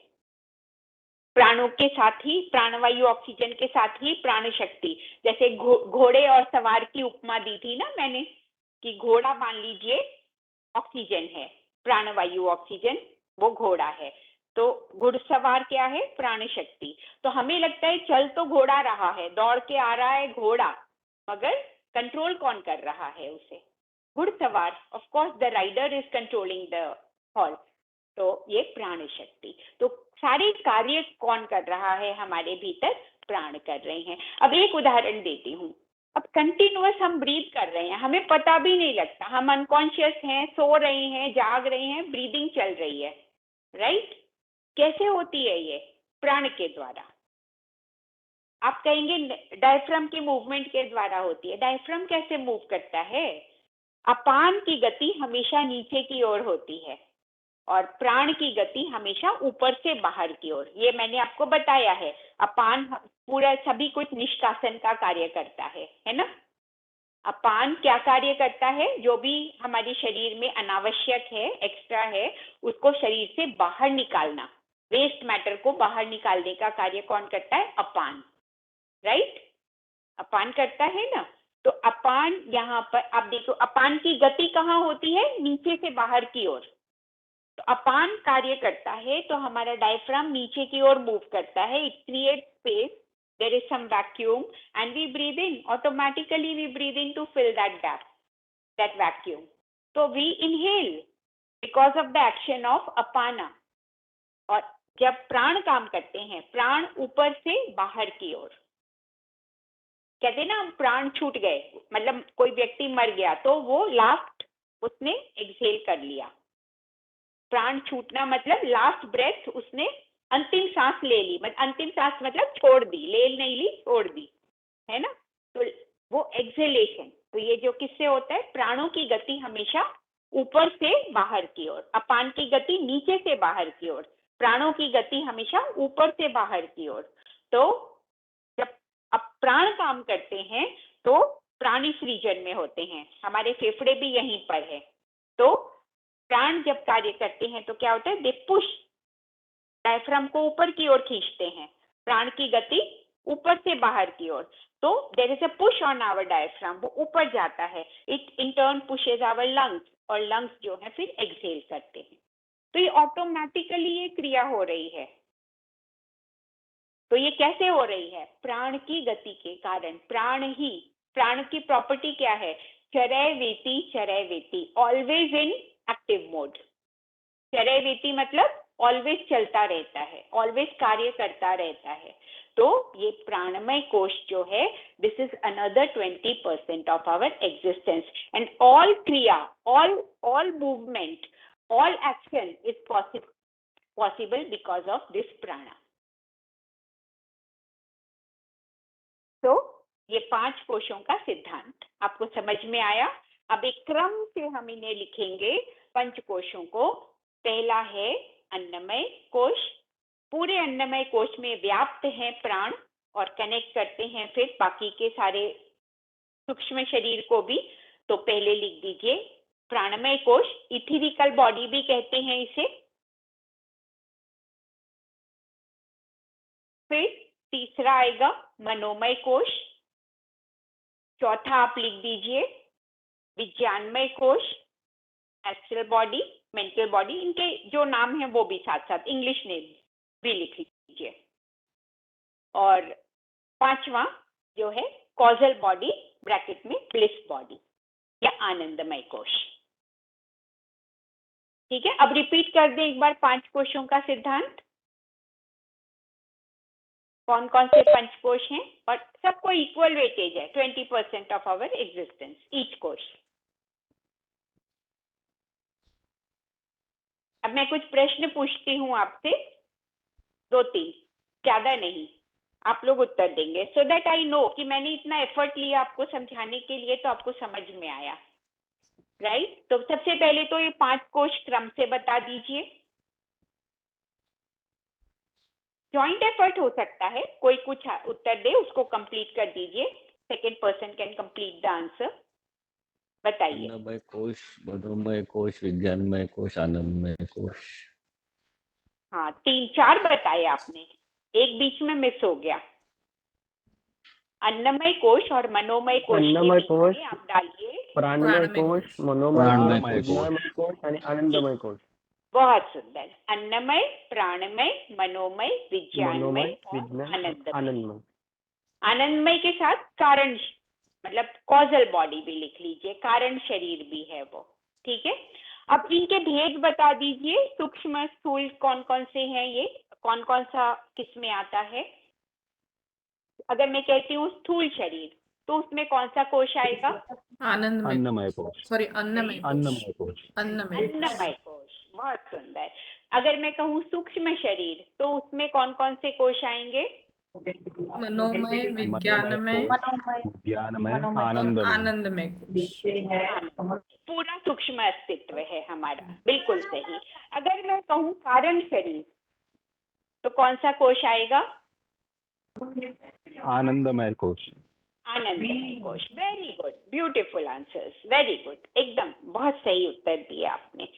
अब मैं पूछती हूँ कि हमारा सूक्ष्म शरीर, उसके इंस्ट्रूमेंट, सूक्ष्म प्रकृति से आने वाले कौन से 4 उपकरण हैं उसके? कौन मन, से बुद्धि, 4? चित्त, अहंकार। मन, बुद्धि, चित्त, अहंकार। मन, बुद्धि, चित्त, अहंकार। बहुत अच्छे। आत्मा कहाँ से आती है? चेतन, प्रकृति से आती है या प्रकृति। प्रकृति से आत्मा?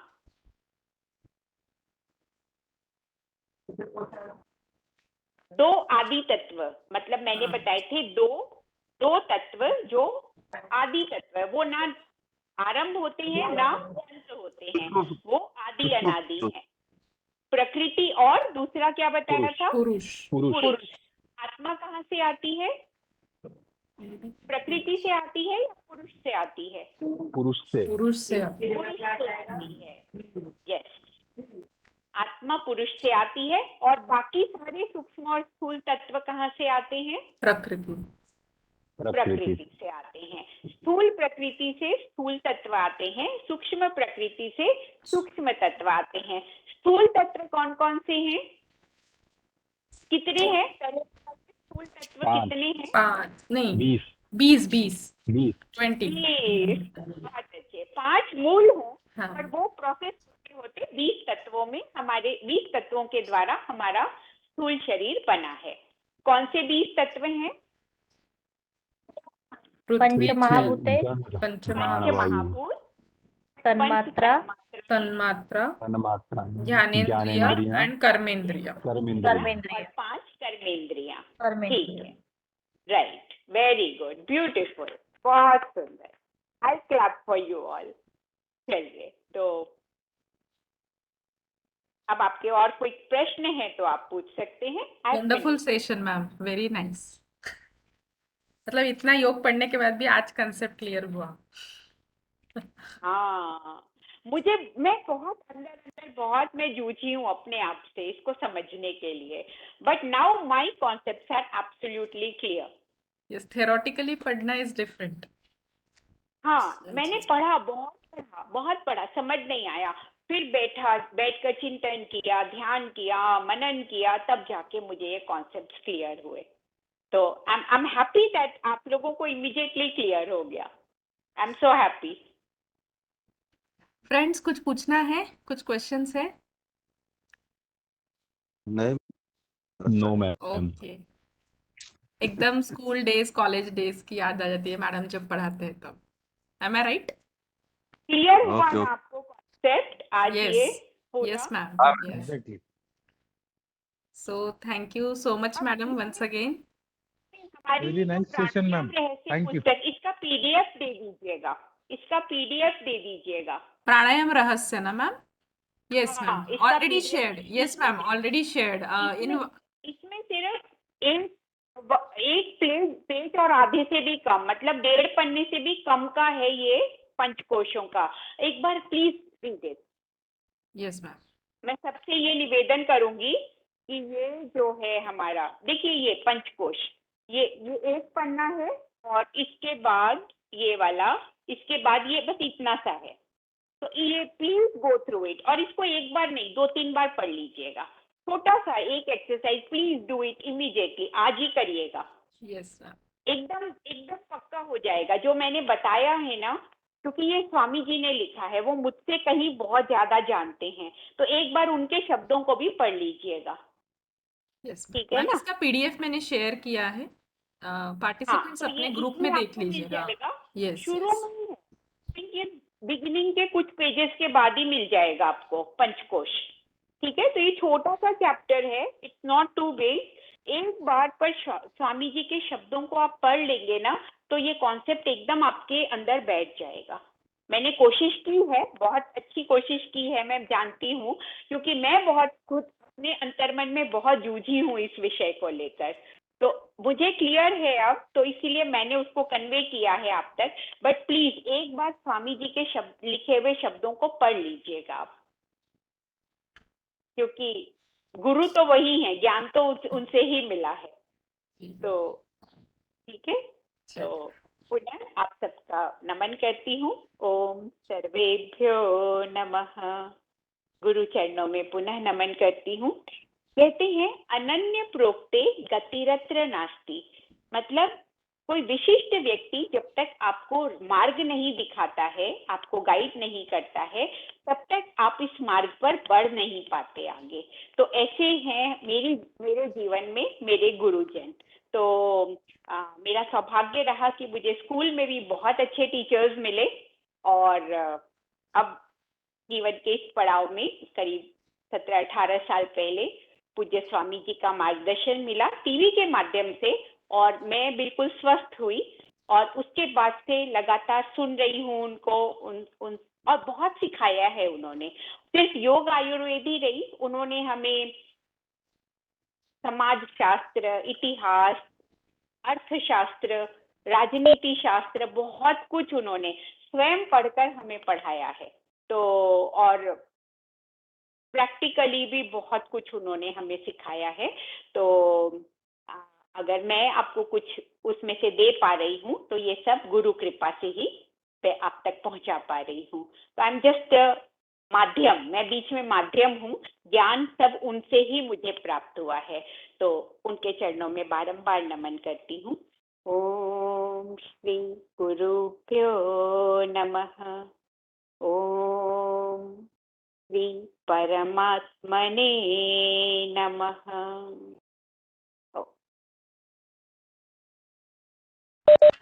जी ma'am, thank you so much ma'am, once again from all the participants. Thank you so much. Thank you ma'am. Thank you all of you for your patient listening and your active participation as well. Thank you so much. तो चलिए यहाँ पे Thank you. रुकते हैं। सभी को once again happy Dussehra. Madam आपको भी विजयादशमी की शुभकामनाएं। थैंक यू सो जी, मच। आप Same to सभी you, को ma'am. विजयादशमी की अनंत शुभकामनाएं। Thank you so much. Thank you. Thank you. Thank you all of you. Thank you, madam. Yes, I am ending the meeting. See you tomorrow in the morning.